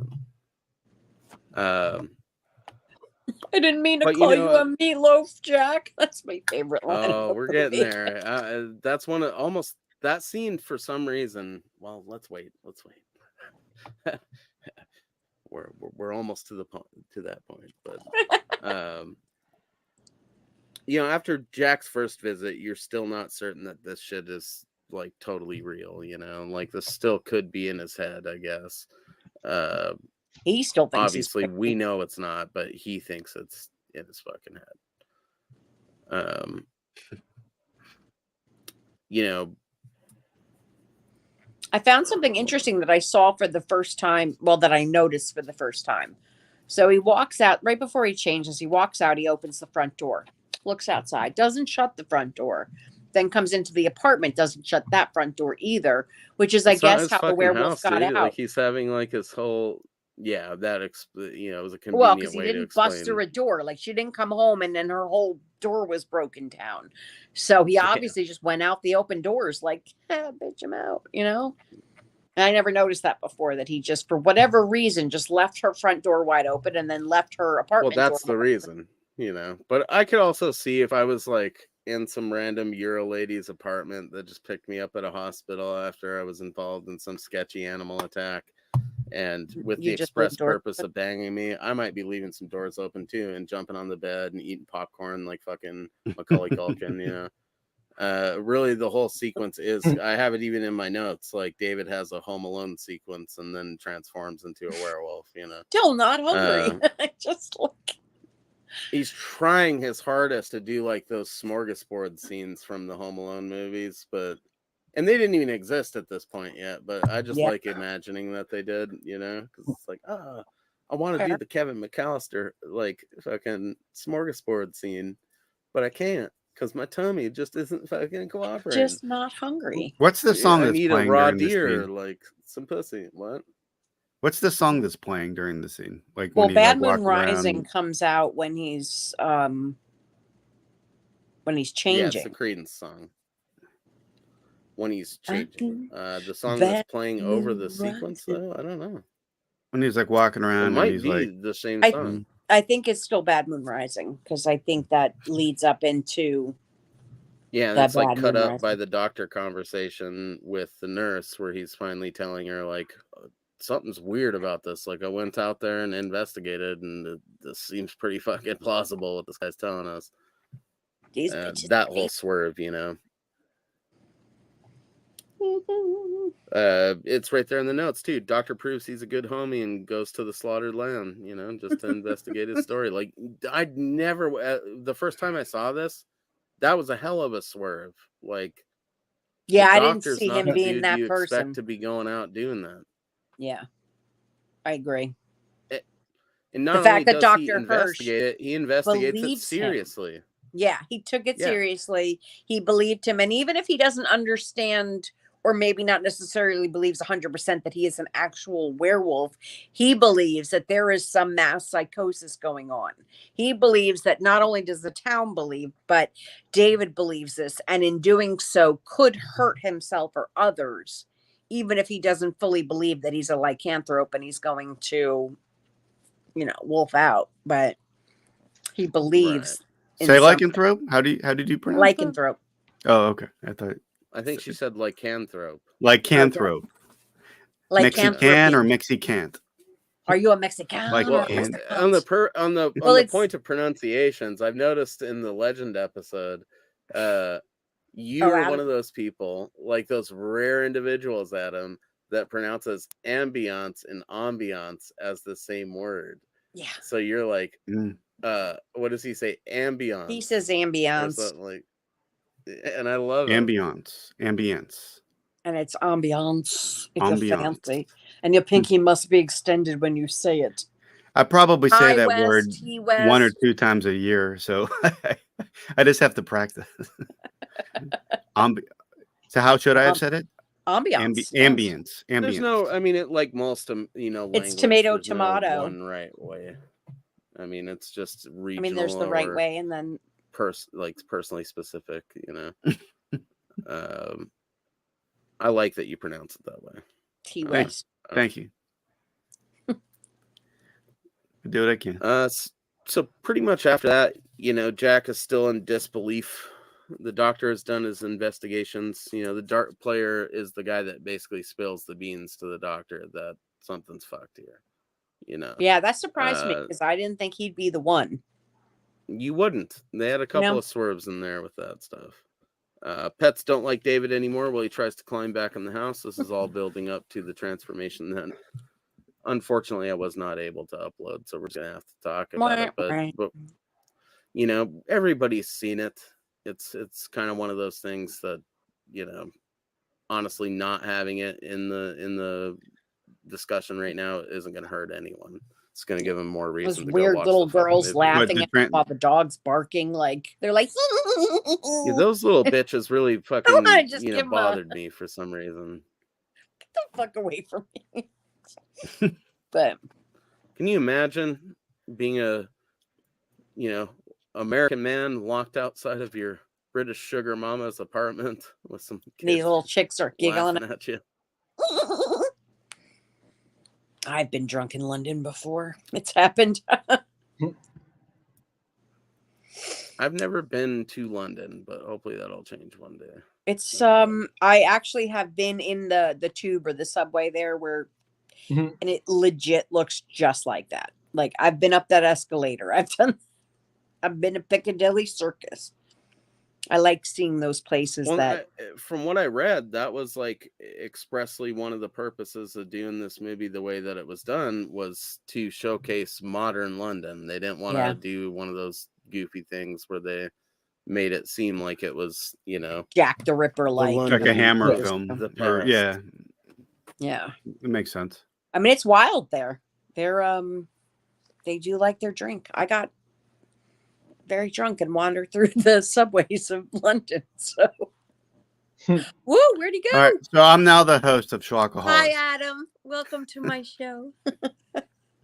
Mo. That's unfortunate. Whatever that was. No, because how do you bring him back? Like he has to bring himself back. I think we might have to end it and come back in. We can't. Can he come back in? Oh, there he is. I was ready to man the ship for you, Mo. Adam took over. Sorry about that. That's all right. Oh, That's what I'm here this is for. why I don't drink. I'm the Chewy to your Han, bro. Rock and roll. So we're good. That was just some sort of weird internet issue. So good. If you came back as a werewolf, I would have just shit myself. I'm just saying right now. That'd been fantastic. I didn't know he didn't. Opportunity for sure. And the very least, wearing a sweet mustache. A Dabney Coleman stash. Sorry. So, R.I.P. Transformation. There really isn't anything we can say about this transformation that hasn't been said a million times before. Right. But it really holds up. I mean, this movie came out in 81. That's a lot of years ago. Almost half a century. That's like 45 years ago. Yeah. And I mean, there's elements of it that, of course, people have perfected since. There's an awkward nose here or there at parts, the way it moves in a cut, but it's nothing that's sliver in a couple of seconds. It still bothers me when he looks straight into the camera. Does it? Yeah, when you look straight into the camera, and they left that in. Like, why did you leave that in? So don't tell me there aren't a million. I would have put that maybe. Are you talking about the yellow contacts and everything? There's just a part where he's looking straight like into the camera and breaking the fourth wall, and I'm just like, why? What are we doing here? I like it because it feels like if it's the part you're talking about where he's laying on his back and he's looking at us. That is the part. I like it because the scene is so fucked, compared to any other transformation scene in a werewolf movie. It's like, I can't help you, bro. Don't look at me. He starts like looking Don't look at at me. us, makes it even more hiding your up, penis. So do you guys think really that this is the greatest werewolf transformation scene of all time? Because a lot of people say that the Howling Eddie Quist scene with Dee Wallace's. Listen, I respect this and the Howling to death. But if I had to say what my favorite werewolf transformation sequence is, it's the one from Trick or Treat. The way they just slough off the skin and like throw it like they're throwing their clothes off and just go. I mean, a lot of it is CGI. I get that, but holy fuck, is that awesome? For practical werewolf transformations, this is amazing. Yes, this is obviously my favorite. I mean, I've seen how they do it, and I still not don't as know. good. Like his hands stretching and his feet stretching and the jaw bladders in the back just pumping air. So good. I mean, it's just two different like philosophies. Like the Howling transformation is. It looks more much more weird, like well, Eddie Quist enjoys being a werewolf, and so like the transformation scene is almost like he's getting his rocks off, and whereas I think American Werewolf in London is much more sympathetic, and that was the purpose, from what I understand, was in agony. To show the agony of what this would actually do. Full on werewolf, the Howling is a better werewolf. But I think the transformation in American Werewolf is just tops. But the actual finished product of Werewolf, I think the Howling blows it out of the water. Only in one scene though. Like that scene. But like you said, Adam, there's like stop motion shit later in that movie. She turns into a sweet. Well, we're not talking about the Pomeranian, but Pomeranian, it's but that one, but I agree with you that scene with Dee Wallace where he stands up. That's a creepy, awesome looking werewolf. It really is. And if I had my way, I prefer the werewolves that stand on two legs as opposed to the ones that as long as they're not bears, right? Because they wear quadrupedal or whatever, right? I'm of that school too, and I think most people are, but I think John Landis knew what he was doing.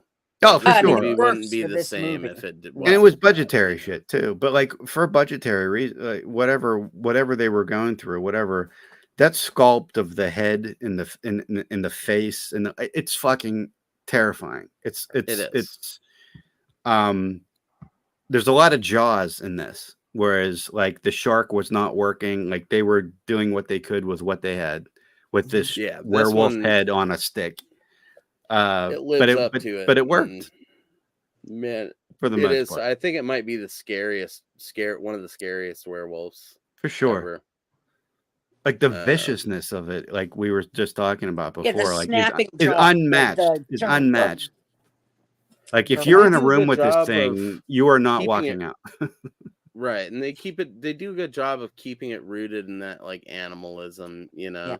Like even in the way they shoot that initial attack where they're being like circled and they're not sure. Yeah, I mean, it's if you've ever been in that position with an animal, it does not fucking feel good, you know. So I can understand trying to be like, oh, it's a sheepdog, you know, like just to say something to make yourself. Yeah, it's not a sheepdog. It's a fucking, you know, a this puma movie fucking or a rocks. mountain lion or whatever. This movie's so good. Fucking eat us. I love this fucking movie. But yeah, I mean, it really does fucking nail stuff like that. You know, it keeps that animalistic. Like one of the things I love the most is that sort of like fish-eyed view that it shows as the point of view of the werewolf. You know, which if you grew up all like through the 80s and 90s on skate videos and stuff, it's not an uncommon camera trick, but seeing it used in 1981 in a fucking werewolf movie to show like this weird tunnel vision, the POV, murder vision that this fucking animal has. Vision, I like that. That's pretty sick. So he goes on his rampage at this point. He gets I don't remember the couple's name that are walking around back to scare their friend Sean. The engaged couple. They meet their unfortunate end, and their friend Sean does come out to see what the ruckus is and finds a random arm strewn, but we have the 3 homeless guys down by the river. I'm happy we don't see the dog get killed because I really hate when that happens. Yeah. So I choose to believe the dog lived. And then you've got the poor really British guy in the tube.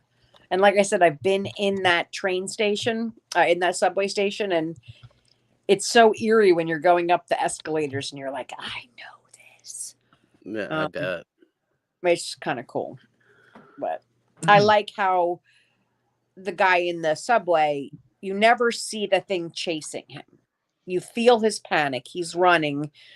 But I guess practically you only really see it that last shot when it kind of walks into screen before it takes him out on the escalator. You know, every time he's looking behind him, he comes around a corner. You don't actually see it, you know, tumbling after him, but you know it's there. And I kind of love the way that's shot. Less is more in that case. I really do as well. Another portion that we kind of skipped over, but I will run the clip of now because it's our last fucking clip that we have as far as like visual aids go, is Jack's second visit. It's not in the clip. I just included the bullet points here, but like, I love that long sequence of Jack's corpse walking down the hallway, like feeling the curtains and sniffing the flower and just taking his time because he really seems to be enjoying living that unlife. I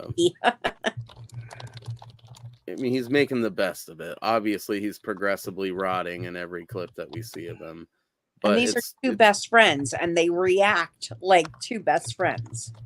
Yeah, you know, kind of annoyed with each other sometimes, but also always there. I'm not going to tell you I told you so, but I told you so, and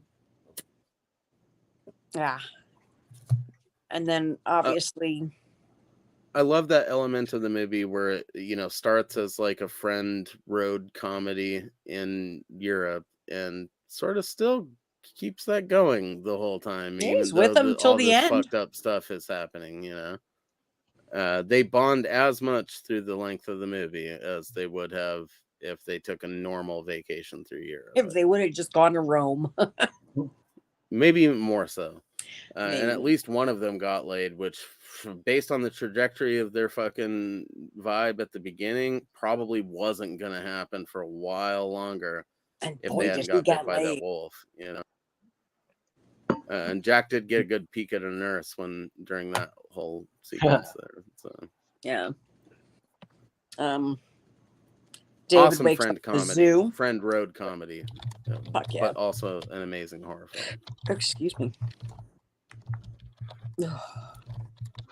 I like when he wakes up in the zoo with the wolves. Quite Yes, good unsure times. as to how he got there. Still making sure to keep all the goods covered. He was hiding in the. I do love Trying that to scene. hide that He like Dr. comes Pepper face to dong. face with the British lady. Oh, hello. A naked American man stole my balloons. Yeah, I'm a pepper, you're a pepper, there's my pecker. Wouldn't you like to have my pecker too? Yeah, so he finds his way home. Alex is beside herself because Dr. Hirsch is like, where is he? They can't find him. And he just sort of strolls in like, hey, guess where I ended up? As one does.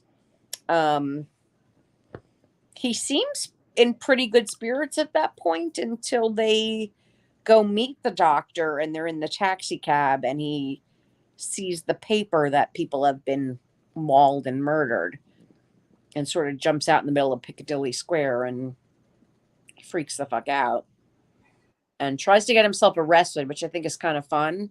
You know, Queen Elizabeth is a man. And then Prince Charles says, we can't say those words anymore. Yeah. I think this is the first time I noticed the very end of the movie. It closes with a congratulations to Prince Charles and Lady Di getting married like the next month. I never noticed that before. Like, hi, sorry we called you a bad. Pretty much, they didn't want that smoke, you know. Yeah. Even though in the 80s, I'm pretty sure the royal family was as deep as bunk as it is now. Like, they're just people that make paintings and kind of show up on commemorative plates. Much like our presidents. They don't mean a whole lot at the end of the day. They're just a person that's hired to like sit there and take photos and stumble up a fucking staircase or something. We got some comments though. JR says Van Helsing 2004 also had some great transformations. Though CGI. That's very but not CGI. bad at all. Yeah. I have to give that movie another shot. I like Van Helsing, but the CGI in that hasn't aged great. You like Van Helsing? They could easily touch that up. I like it, dude. I love the Good bit premise. of beer and popcorn. I have never seen it. It's premise is great. Fucking drink a 12-pack, eat some popcorn, shut the fuck up, let your kid like have fun. It's a fine movie, Van Helsing. It's the worst Dracula ever, though. We would never cover it on this show, okay? Like that would Van Helsing? never happen, but it's all right if you're gonna watch something like that with your kid. I don't like the Blade movies either, really. Like, I love the first two Blade movies. Yeah, I feel about them the same as Van Helsing. You know, they're all right. Yeah, I'm not a huge fan of Van Helsing. I think it's just too CGI for my taste.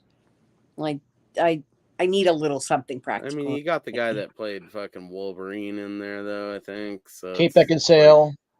Yeah, everything. It makes sense that it would all be CGI bullshit, you know. She and I share a birthday. I think they wanted it to kick off into like a Pirates of the Caribbean thing, but nobody gave enough of a shit. I was saying, wasn't it basically one of several aborted attempts of Universal to revive their monster universe? That movie and like the League of Extraordinary Gentlemen, on paper, should have been so much better than it was. Yeah, I find those movies just to be a little bit of a letdown because I don't know if they tried to Hollywood it too much or what, but I want them to redo Van Helsing because that movie should be perfect. Yeah. And it's same with League too. League, I know, is why Alan Moore does not have Alan Moore refuses to have his name on any adaptations of his work because of that movie. Yeah, and that movie should be fantastic. That bad, okay. I do enjoy the movie as a movie, you know, as just putting something on and like watching a thing. sometimes that doesn't need to be amazing, Oh no, usually But if they're just my background movies, they should be crap. And I I mean mean, that I with love. proudly own a copy of The Scorpion King, and I watch it sometimes. It's I get that. like once every 5 years, you gotta just watch The Scorpion King. I mean, bad movies have a place too. I don't know. No, I think Oh, that for sure. Yeah. Sometimes that's this all I'm would in the have been mood a for. better- That's Yeah, the only there are thing just that's going times to where I scratch that need- itch. to use your term schlock, I need that, I need that that schlock. shittiness. The shittiness. It's like eating a I bad do bowl love of the grits, scene. with you put enough butter on it, it's still pretty good. But I like the schlock. Yeah, yeah. But it's got to have schlock. It's got to be schlock that has charm to it. Oh yeah. There's a perfect mixture for sure. It's like making moonshine, like somebody's might turn you blind, somebody else's might make you have the best weekend of your life. It's there's a science to it for sure. There's people that do schlock really well. There's people that do schlock accidentally, and then there's people that try real hard to do schlock. But You shouldn't if have you to watch try schlock. like I can spot those fucking lame, crowdfunded. It's basically money laundering, essentially. It's like some shitty B movie that every role is for sale, and you see those things, and it's like, all right, I get what's going on here. This is like a elaborate fucking scheme here. It's like buying those water companies that some guy with a weird briefcase comes and tries to sell you every now and again. But then there's real indie movies that need crowdfunding. I don't know. It's a nuanced thing. Point is, I hate the whole weirdness everywhere. buy a line in the movie. Like It can be if fun. you pay us $40, we'll say whatever you want. Like what? How can you make anything competent with that model? You can't, because You can't. everything's for sale. So the movie Right. ends up feeling like some weird, I don't know how to even describe it. It's like when they honor everybody that donates to a park on a weird bench. Yeah, You know what I mean? Good. Yes, it's an excellent and analogy. So your name is just engraved on a bench, like someone's ass will sit on your fucking name for presumably fucking decades. I don't know if that's what I wanted my money to go towards. Like anyone, I want anyone my name that on a bench. I want tries some on my to make a movie, like you get that it's a daunting, harrowing, torturous, humiliating experience in a lot of ways. So I get where that whole, cutting corners aspect kind of like plays a role, but man, I just I can't ever see myself paying money to watch any of those movies. I just can't do it. You just gotta balance. Oh, it out, $20 and you gotta look be in the at movie. There's a difference between movies that use crowdfunding and crowdfunding movies. That's sort of how I'm sure there's a way to do it properly, but having the audience write the script for sale isn't every line of it for sale. It's a crowdfunding movie. It's basically something they're doing to just raise money, take some of it, and then make like a shitty movie that they put out to a bunch of people on Vimeo or basic physical media distribution, and that happens. Then you get movies like stuff that Forrest would be involved in, or things like that, like actual fucking movies that are being made that just need some crowdfunding. Right. Yeah. To me, Right. that's totally different. Like It's I'm totally game for different. that all day. But if Yeah. you're trying to involve me in some weird pyramid scheme where it's just That's totally Yeah. I know, It's a who, I, know, weird part of it. I know who you're talking about. I have an idea of some of those filmmakers or who You they know are. exactly several of the people I'm talking about, I'm sure. Because they exist out there, and some of them have made legitimate movies, which is even more troubling, where it's like, I want to support this dude, but this is clearly like some weird. This is like when the fucking kids come to your house. You remember when you do like fundraisers as an elementary school kid and they wanted you to sell like $10 candy bars to people that were like, this candy bar should be like $1.50. What are you Yeah. talking about? And you're like, oh, well, I have to take $7.99 for it because I'm doing this fucking dumb fundraiser that actually doesn't even go into our school. It's just a money raising scheme, you know. The only fundraiser I did was in day camp, and I had to tread water. For every $1, I had to tread water for a minute. It was the longest day of my life. Like 3 hours of treading water. That sounds fucking insane. Wow. I remember doing jump rope for life back in the day, though. Yes. So that might have been kind of similar, where it's like jump rope till you feel like you might have a heart attack for people that have heart attacks. Someone will give you money. But felt good. American Werewolf in London. Well, I mean, I don't know. It needs crowdsourced. Most of what we could say on this is in terms of crowdsourcing movies. I mean, just feel it out. You know, if a movie feels like a real movie and they just need some help, then I have a lot of friends that are indie filmmakers, and a lot of them I will support because they make legit movies that I enjoy and I watch over and over again. And then there are some that maybe we both. I know some of your guys' friends. We all have friends that make some fucking. That's a scheme, bro. I'm sorry. Yeah. I'm not giving you money for that. Yeah. No. I do, and it's the same people over and over and over and over and over. It really is. And if you're not fucking real vigilant about it, they'll start hitting you up directly, like in your IM DMs. Yeah, nobody plays that game with me anymore. Yeah, we don't take kindly to that. I'll tell them where to stick it if they ever do that to me.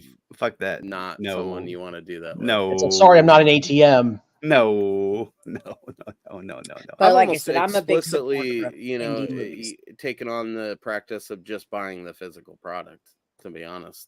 Well, that's what I usually do when I support them. I just buy the DVD and that movie goes towards the crowdfunding. And then I get to see it when it's done, and that makes me happy. But same. I do want to point out, I do love the scene where David calls home and talks to his sister. That's I tender. think it's so sweet. Yeah. Where he tells her he loves her and stop. Like she gets all like, "Oh, you're being an idiot." Like stop. You can just hear her on the other end. He's like, "No, I'm not kidding. I love you. I love you. I love Mom. Tell them I love I love that scene for some reason. And then the whole time, one of those genuine ones that really sells you on the whole vibe you of the movie. Feel that he misses his family, and we know he's never going to see his family again. I think he knows it too. And then Jack is just standing across the street, fucking in the middle of the day, just like watching him not cut his wrists in the phone booth. And then we make it into the nudie theater for the climax. Yes. The movie, which is brilliant. The movie theater scene. It's one of the most insane. Yes. All his victims hanging out. Jack. Gets introduced to everybody. Yep. Sorry, go ahead, Abby. No, I'm done. Go ahead. I'm sorry. Just the whole last portion of this movie is some of the most insane shit that's ever been laid down in horror movie history. It's the car, like all the cars and buses. Almost can't describe how nuts this fucking movie gets at the end. And I love that it's filmed in the center of Piccadilly Circus, which is this huge. And you don't have to have been there to see what it's like. It's like Times Square in New York. I would say it's British Times Square. Yeah. And it's, so when, the theater scene itself, after he attacks and like the cops come in and you've got just the porno going on in the background and the heavy breathing from that and the intensity of him like walking through and trying to listen for something other than, the cries on the screen is just so intense. It's and then seeing the werewolf and him running out and slamming the doors and that thing's coming up against them. And one of my very favorite scenes is the freaking inspector shows up from Scotland Yard, that dick bag. And he's like, "What's going on here?" And at that moment, the thing just comes out and bites his fucking head off. And I love that scene for some reason because I hate that guy. I love that. See, my whole plan for this discussion was to show up through the transformation and then just us talk about this, but it's still working out pretty fucking great. It's hard to fuck up talking about the end of this movie because it's amazing. So many cool, just set pieces after set pieces, cool fucking kills. The werewolf itself is pretty insane. The way the whole thing's shot is pretty glorious as well. It's a great example of how whatever fucking $1 million can make a really amazing horror film. That's a good point. Yeah, you got a little budget in there. I love that Alex like plows down the cops that have him like pinned in the alley, and she just somehow manages to like push through an entire line of cops with rifles. Like, no, I must go down there. And I do that amazing end scene where she tells David that she loves him, and you see his eyes like he starts to register, and then the animal just takes over and he launches himself at her and the whole death by cop thing. Yep. So fucking beautiful. It's flawlessly executed, I think, and it calls back without taking a moment to stop and have someone explain it to you. Calls back to several things that were referenced earlier in the movie, like it needing to be somebody he loves that kills him, whatever. Mm-hmm. They handle the finale of this movie very well. And it's built to so casually but intensely that I think that adds a lot to what makes American Werewolf so insane of a really good party movie too. I would say this is equally as good of a party movie as Animal House, just in different I like ways. that it ends on kind of a downer in that regard. It doesn't end happily ever after. Say this for it though. As much as I love this movie, and I've said before, it might be my favorite horror movie of all time. I don't know. There are times that when I watch it, it feels like there's an act missing. I feel that. From which part? Like between what and what? Do you think? I mean, it just ends so abruptly, and there's something missing. I can't put my finger on it. I kind of feel like they maybe should have set up either more backstory or like find out that Alex is pregnant at the end. Yeah, something like that. Exactly. Like what you just said, Abby. That's sort of the perfect thing to fill it out just a little bit more, make it feel like it has like, I don't know, more of an open-ended beginning and end kind of a thing. I can see what he's saying. It does end very abruptly and start very abruptly when you think about it. Like you're just sort of dropped into this at the beginning, and then at the end you're just sort of yanked out of it, I guess. Bye. What are you gonna say, Adam? No silver bullets. No silver bullets. They don't need them. Well, I don't know. How do you guys feel about that? I don't really like movies that I love this movie, but I can't critique old rules. Because I watched also in preparation for this, like Ginger Snaps, and then I think we did do like half a late phases viewing. I don't remember if I finished that alone or not, but it doesn't matter to the point of this. The point is, I watched a few werewolf movies, and some of them do away with those old conventional things. On one hand, like the one I'm a thing. fan of That's them like the one. making There's it two more things: of an full animal. moon and silver bullet. Those are like the two quintessential things that you need when you're making your werewolf movie. I don't know. Yes and no. I mean, the fact that you turn into a crazed fucking animal that can tear people limb from limb. Like you're already making that that's leap. already pretty crazy. Why not go just a tiny bit farther up the chain? I think that it would be difficult for them to kill him. Nobody believes in werewolves, so nobody has silver bullets just hanging. I mean, the doctor suddenly went to East Proctor and was well, I think he believes that they were all it takes is the screenwriter to make that scene happen. I don't think he believed. I really don't think he believed that David was an actual wolf until the end. I think he believed that the town and David were involved in this group psychosis, and that in doing so and believing that he was this wolf could hurt someone or himself. But I don't think the doctor ever believed. I think he thought that in the beginning. Actually going to transform into something until it happened. I think he was as surprised as everybody. Oh, Yeah, perhaps. that makes some sense to me. I mean, My whole thing is just like, you're making a werewolf film. You've followed the formula to every nook and cranny except for this one major thing. yeah. I mean, with something like ginger snaps, it works because it makes it to where it's believable that it's some animal that could have bit these fucking edgy goth girls in their backyard or whatever, and then not had Edgy really goth girls. evidence. Because the thing of it is, it's definitely like, okay, because we're definitely saying the supernatural exists. It's not just like some virus, therefore it's like a natural mutation that we just don't know about. Like they incorporate the supernatural with the undead and all that stuff. So Right. the supernatural exists, then the werewolf is supernatural. Do you feel that way with vampires and like garlic, or that doesn't? It's not as much. Well, I mean, garlic is just sort of like, I never saw that as a main way to kill a vampire. I'm just I'm curious. Stake in the heart, sunlight. Those are your two main things. And most vampire films, like they keep a lot of vampire films nowadays, all they keep is sunlight as the yeah. Like I said, decapitation and sunlight seems to be the main stake. Stake to the heart.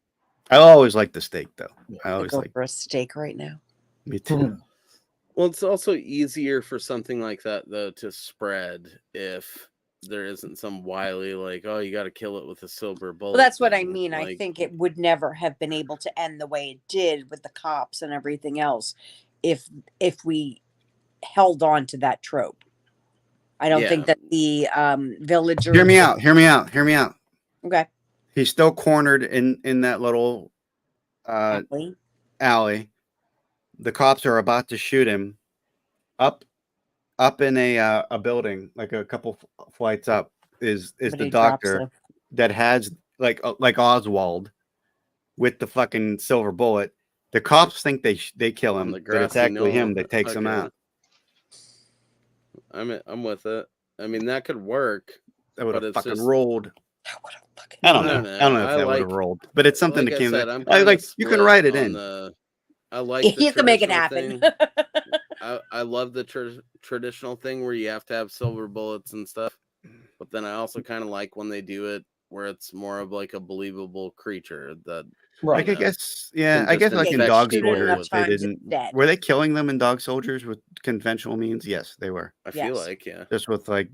Yeah, they didn't have silver bullets in that. They had machine guns and shit. They were soldiers. Right. Okay. So other than like silver already turning into a wolf, the werewolf man is TV pretty show. Crazy OP, right? Like also needing to be killed with special silver because of religious reasons is kind of But that's the thing. It's not. I don't know. I never saw it as religious. I just saw it as just weird thing. Like the only thing that could kill them was silver. Like iron kills fairies, silver kills werewolves, and iron kills fairies. Yeah. Yep. I believe that's even in games like EverQuest and shit. Like you'll get iron penalties. Really? And such.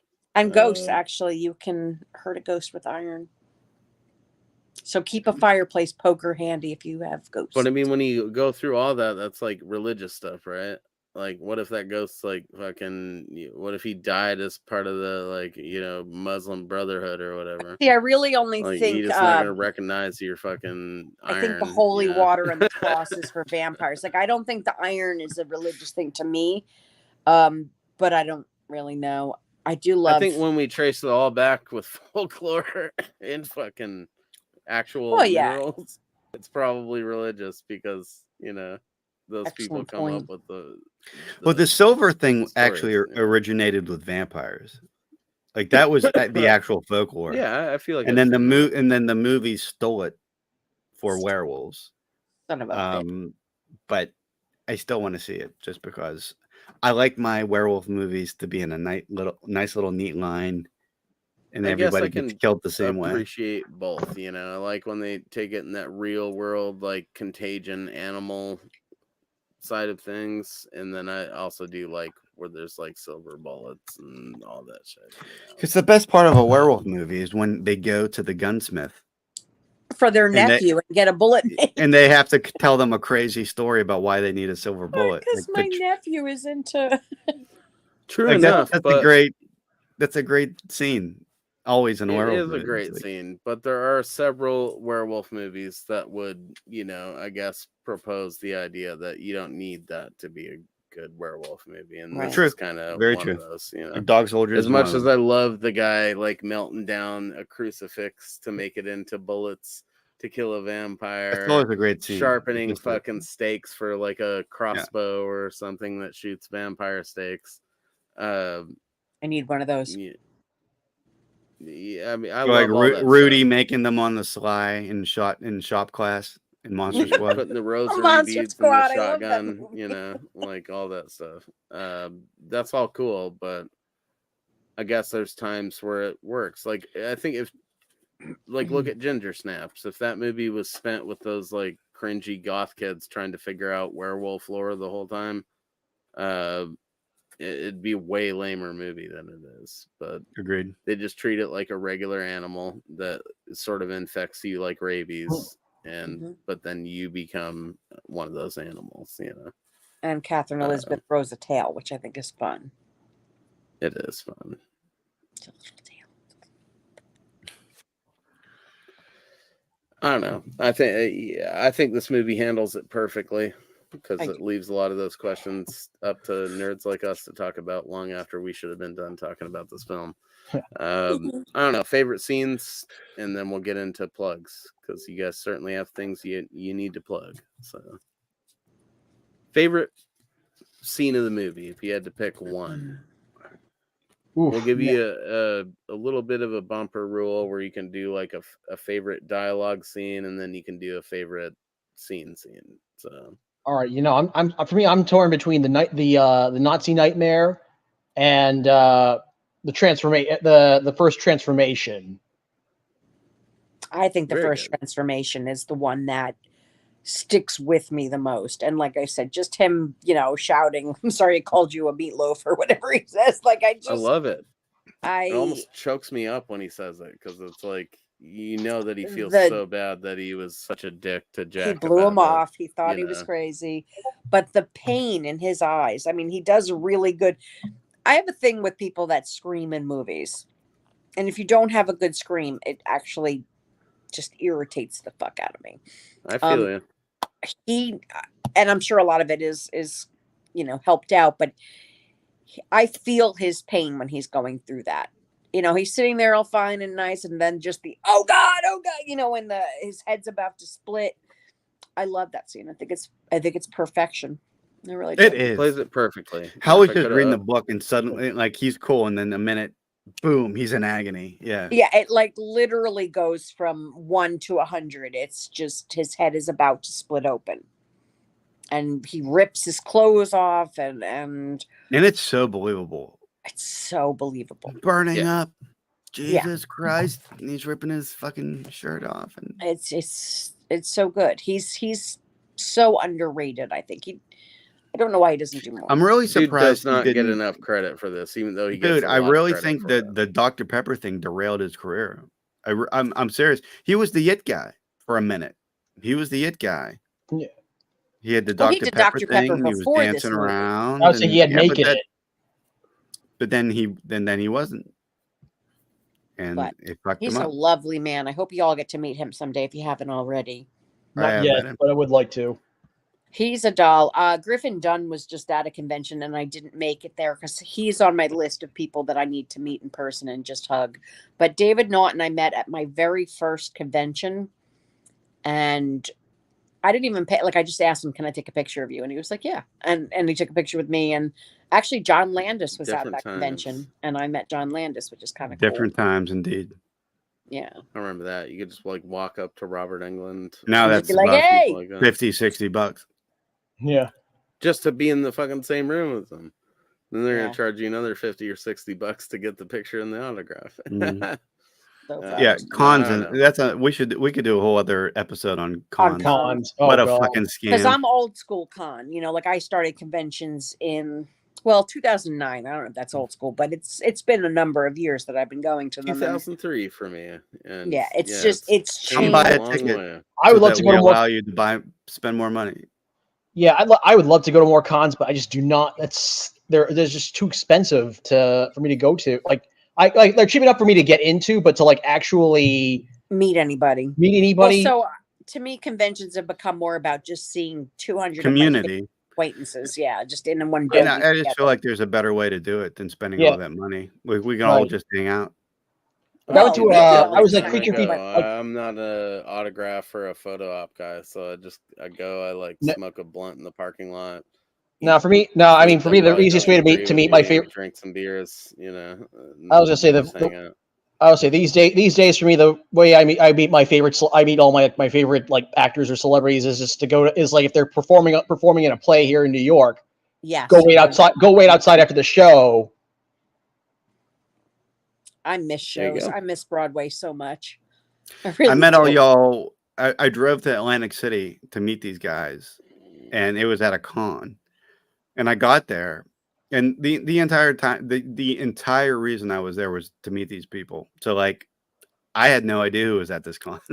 I'm walking around like, oh look, that person's there. That person's there. I had no clue. Okay. And There's good still a feeling. couple less. people that are big time on my list that I'm dying to meet, and I just can't afford it anymore. Like Henry Winkler's finally coming to Monster Mania. I've been asking for him for 10 years.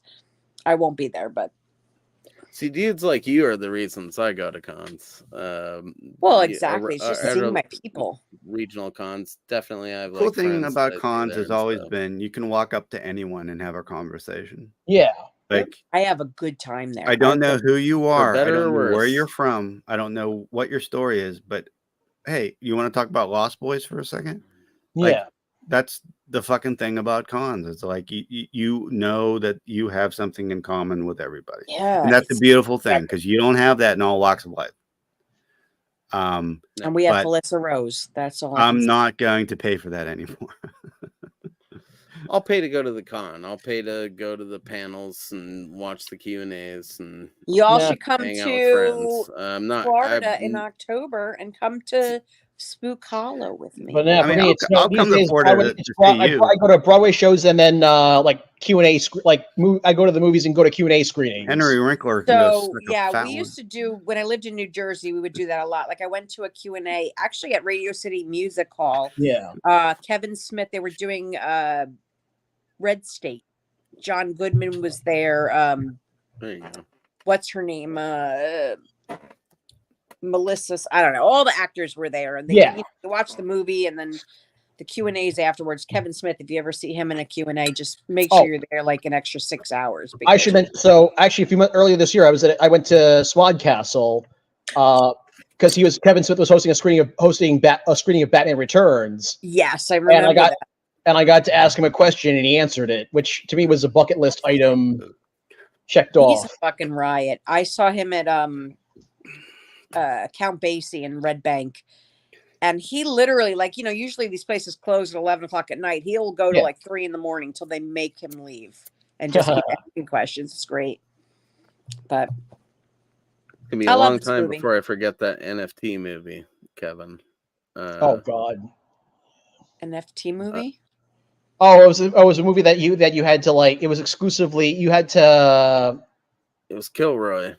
Yeah, it was this movie that he made it was an NFT, like a oh God, what the fuck does that NFT stand for? But it's basically you're basically paying fungible. Yeah. Nonsense. But yeah, you're paying top dollar for a digital copy. Someone finally leaked it, and it's pretty ass, I guess. From what I've seen, it's just I don't know. I honestly probably would have liked it if it had came out and we got to actually see it. Yeah. But since we're not rich tech bro douchebags, you know, we didn't get to watch. I should have been movie. a rich techno douchebag. It would have been. I would be okay with that. Well, you'd certainly have more access to Wu-Tang albums and Kevin Smith movies and dumb fucking ape pictures. You know, like, I grew up around the corner from Kevin even Smith. happened I with feel he's NFTs. ours. He's a Jersey boy at heart, no matter whatever happens to him. Well, Jersey boy. I'm trying to fucking think of my farted in favorite everyone's scene of mouth this with that movie, and one. I'm struggling. The shower scene. Well, Good one. I'll tell you what. For a scene that doesn't show much, practically no nudity. I think you see a little bit of butt crack, and that's it. It's hot as fuck. Yeah, I mean, you It's see his butt more steamy. than anybody's, but It's very Like steamy. when I saw this, like that preteen Adam, Of with course. just hormonal. Jay Adam shooting out of my ears at the time. Yeah. Like it was the perfect fucking time to see this. You see that. And Jenny, I always called her Jenny a gutter, by the way. I don't know if that's A gutter? a gutter. Like you're born. Isn't it I Agutter? think it's Agater. Yeah. Like you're Yeah, I supposed think to it's say it quick. Agater. Let's see. Let's see if I go I outside. think you're all here. wrong. It think does a you're good wrong. job of like I have no being idea. steamy for our purposes, but when you watch it, like I watched this around Mixed Company, and that scene's definitely too long for Mixed Company. Yeah, it could Yeah, use for that. sure. Well, it just lingers too long. Yeah, If it was just the then cut, people if start it was sort of like side-eyeing 20, you, like, 30 is this seconds, movie that you'd be great? all right. It just If it was 20, 30 seconds, it'd be a lot more than what I was used to. keeps. Oh, Abby. That was bad sex humor. That's why you gave it up. Even then, this thing's like fucking Jenny a gutter. It's got to 3 be minutes long. Agutter. What are you guys calling her? I think it's Agater. Why? Yeah, I think it is. Yeah, I think it is Agater. There's no eyes. I agree with you. Why, but Agutter. I think just because I've It's a heard her gutter. say her name. I don't think I. Man. yeah, Disagree. it's a weird one. We need more of that. So you guys clearly have done some good episodes lately. What are the ones you want to plug right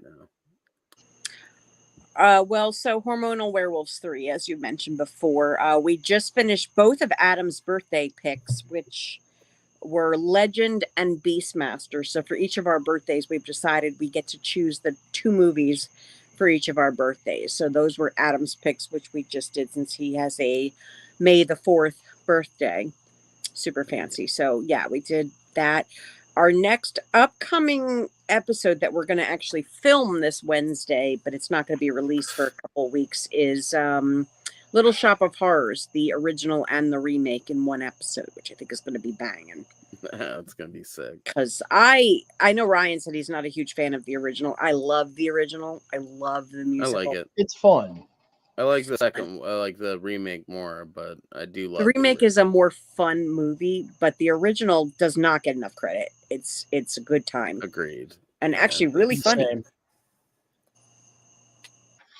And a very young Jack Nicholson. Yes, and you also have to give Roger Corman for getting that movie made in like 2.5 days. Fucking Dick, what's his name? Miller. Dick Miller. I love him. Him just eating carnations through this whole fucking movie. Yeah. Yeah, I think the next couple of weeks we're going to catch up on some stuff we filmed in the past. We Adam and Ryan did a Godzilla episode, which is coming out soon, which should be a lot of fun. And Ryan and I did a musical episode on Dr. Horrible's sing-along blog, which is a personal favorite of mine. Adam does not care for musicals. I don't know if you know this about him, but I like them if they're good. I mean, Adam doesn't like, but he does like Little Shop of Horrors. So yeah, I do. It's the only musical he likes. Yeah, we made him watch. I like Andrew Lloyd Webber, Phantom of the Opera. Does that count? What's that? I like Andrew Lloyd Yeah, Webber. it Phantom counts. of the Opera. It does count. I don't like the movie though, but I like the actual I saw show. the play. Yeah. I remember seeing that in Toronto when I was a kid. Me too. Yeah, dude. Me In too. Toronto? Why is that funny? Why is Toronto funny? Because you went to Toronto to see. Man, you went to Toronto, man. I would say for those of us, well, because You sat you're on from- whoopee cushions. 'cause I was gonna say you're from Toronto. Western PA. I'm from upstate New York. For us, Toronto is closer and cheaper than New York. That was cheap, closer and cheaper than going to New York City to see a play. Good point. For sure. Yeah, it was a Right. big deal when we went. We First didn't time need I saw Phantom. we didn't need a passport at the time. I was remember 12 that. or 13 when I first saw Phantom, and that was back when New York City used to be like, I remember going down Dangerous. 42nd Street and seeing my first prostitute on the street corner it was snowing out, so she had a full fur coat on, and then she would open up her coat and just have like a bra and panties underneath. And I was like 12 years old with my friend's family going, I don't know what's happening.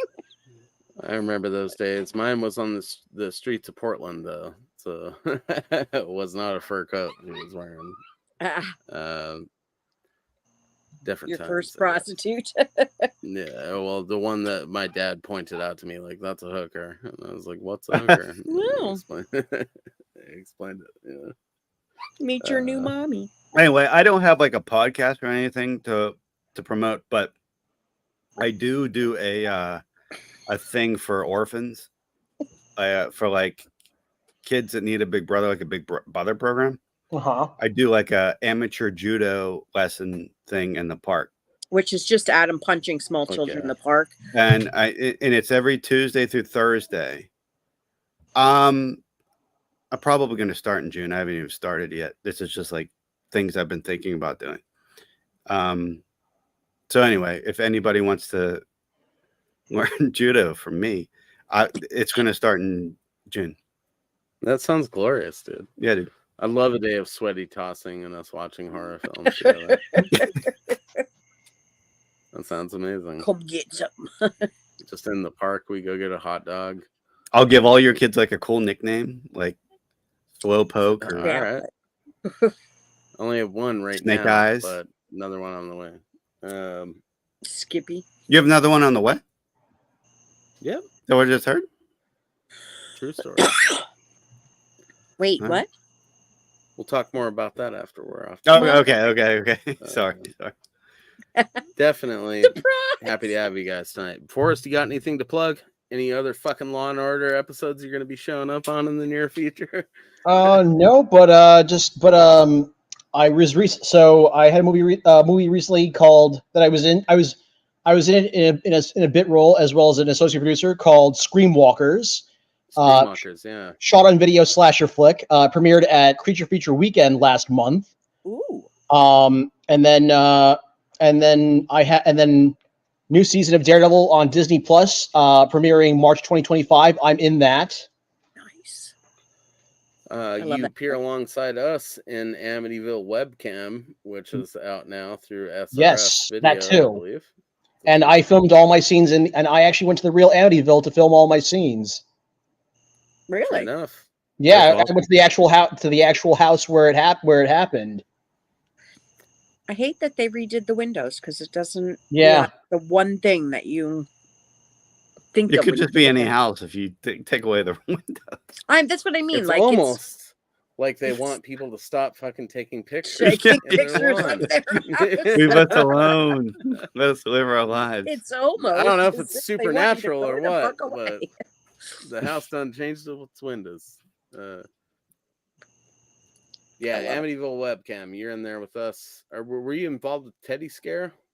No, but for some reason I got tagged in a post about it, and I get really annoyed when people tag me in posts about projects that I have no involvement with. Yeah. I really wish they would me knock too. it off. But I ended up in that movie somehow. I think we did a podcaster perk or something, and that got picked up through proper like distribution. So you can buy a movie that I'm in for no good reason at Walmart. I'll buy it. So I'll buy that shit. Teddy Scare out I'll buy there. that shit. I'll buy them all. Pick that piece of shit up because I'm in there somewhere. So- Actually, every movie. Mo, is the Godzilla proposal going to happen during the show or off air? Off air, but it'll probably be announced real soon. I feel like, Alright. especially given what was. Just I'm announced by you guys. I'm on pins and needles. That sounds like. That's all I have to plug. Actually, I was just in some movies that Forrest's probably going to talk about, anyways. What else have you been in, man? Amityville Thanksgiving is that Amityville Turkey. Oh, Amityville Turkey Day that recently came out. Yeah. I'm sure Ryan will be covering that one soon. Our other co-host has literally been working his way through. He does the Amityville retrospective. All of them. He started with the first movie and is going all the way through. His goal is to review every Amityville movie, like ever. Yeah. And like we're talking hundreds of movies, aren't we? Amityville. It's a fucking maybe not vacuum. hundreds. Like, despite hating them myself, I'm now in 3 Amityville movies. So once you enter yourself into that equation, you're gonna be in the equation. You're gonna, Ryan will eventually be in. I'm not in any Amityville movies. I am not either. You will be. We've talked about it, which is sad. Yeah, I should be, but I'm not. At some point, you'll be in there talking to Ryan about the Amityville movies, and that'll get picked up by something that puts that into a film, and you'll have an IMDb credit. It's just the way that it works, dude. Awesome. Can't wait. Like I said, I did not give a shit about this stuff, and then all of a sudden, I'm in 3 Amityville movies somehow. I locked my cat out. Sorry, dude. Didn't know you were outside. I mean, that's awesome. Confusion is the same thing I wear on my face every time it gets brought up. Like, what? All right. Yeah. That's apparently true. But see, I don't know, man. I have a different feeling about our appearances and a lot of this stuff compared to my friends. Like, I don't know if I like buying our way into these movies, even as a podcaster perk. Like, I never pay for a role. I've never done it individually, but I've been part of doing it for our podcast. And I don't know if that's the way. I don't know if I like it. I think it depends on who you're doing it for. The people that I help with the crowdfunding, I genuinely like their work. I mean, I know my taste in movies is not everybody's taste in movies. I definitely like bad indie movies but like I said, still, I'm not paying to be in a movie. I'm paying to buy a DVD and saying, here, use this money for my future. Or maybe DVD offering a separate donate. I mean, I've donated stuff. Yeah. It's just, I don't know if I like the donating stuff and then they put our podcast in the movie thing. I mean, yeah, I don't mind the that. other people involved in this are obviously stoked. I'm probably being a dick by saying this like publicly. I don't think so, but I think as long as you like follow your heart with it, you do it for the people that you want to help out. There are, and I know who Adam is talking about when he says these things. I can read my his heart mind. says donate, but don't put the podcast in the film because that just feels like you bought in. I'll give an entire paycheck to a film that I think that I'd like to watch. Exactly. But the problem with these movies is I know I would never want to watch them. So I'm not going to give a cent. Not 1 cent. See now, you don't get 1 cent. Not one. With the indie horror movies that some of my friends make, horseshit. like I literally watch them over and over again. Like I've seen Bloody Summer Camp like 6 times. You're irreverent. You're irreverent for producer on comedy. Oh, were this you? One's yeah, about it was. a toothpick. Isn't that? So like Dave Kerr's movies, I love them. Slasher 15, they're awesome. Macabre Mountain, I just watched from Xander Goldman, rather not Alexander, Xander Goldman. Like I loved it. I've watched it multiple times. Get Out, I've watched it 5-6 times already. They're just fun for me. Yeah, the movie Get Out. Not the Jordan Peele. Oh wait, I think you mean Go. It's called Go Away. I get it. Oh, Go Away. Yes, you're right. I'm sorry. Would help if I had the movie. That indie horror movie, Get Out.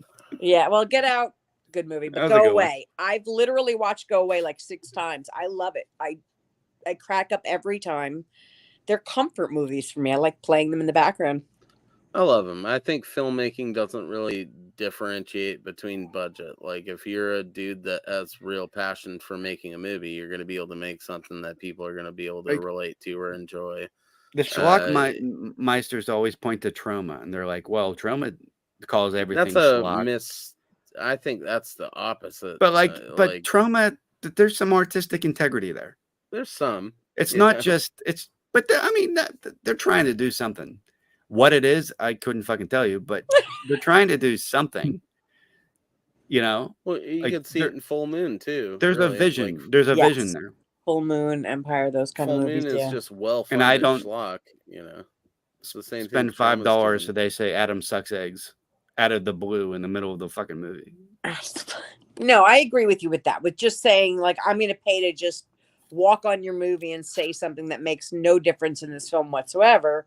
I mean, I did the bit, although I didn't pay for it. I just did it for fun. Was like the Crickfoot movie. Like, I mean, like, that's to just do fun. it for fun, like whatever. Yeah, I mean that's That's no it. skin off. Paying for That's no it. skin off your I back. just I don't like it. That's kind of where we got to this with us. I don't know.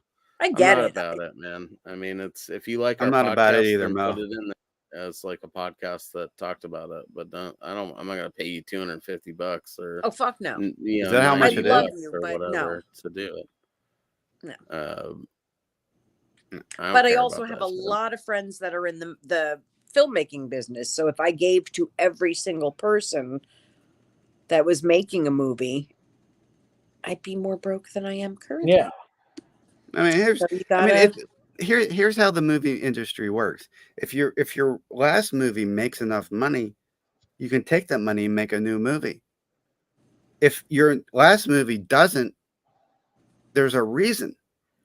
And you can't keep following the same formula and same But budget. in the indie horror, You can't do it. People Different, will, and Like they it will sucked. definitely. My last keep movie following sucked, that so same I'm going to do the formula same exact formula. This and time give with the you killer another movie watermelon. that sucks. but did you have fun because- with it? Did you have a No. good time? No, Well, no, you didn't make the movie. it's dumb. It's dumb. It's I think dumb. we could As find some ones spoken. that you would like, dude. But of like low budget, kitschy movies like that. It's a thing. I just I think watched there's ones Slasher. out there There's for effort. everyone. Slasher Nurse. That was awesome. I mean, I can tell when something is I'm made with no sorry, effort. sorry to break up the conversation. I got to run. So, but it was nice talking. No It was problem, nice to bud. meet you, nice to meet Forrest. you. Yeah, Nice have a good talking. Rick World meet from you, London. Forrest. Hope we talk Forrest, chat sorry. again soon. Have a great night. You too. Have a good one. Bye. I did the Run Forrest Run. I really just did that. And we're gonna just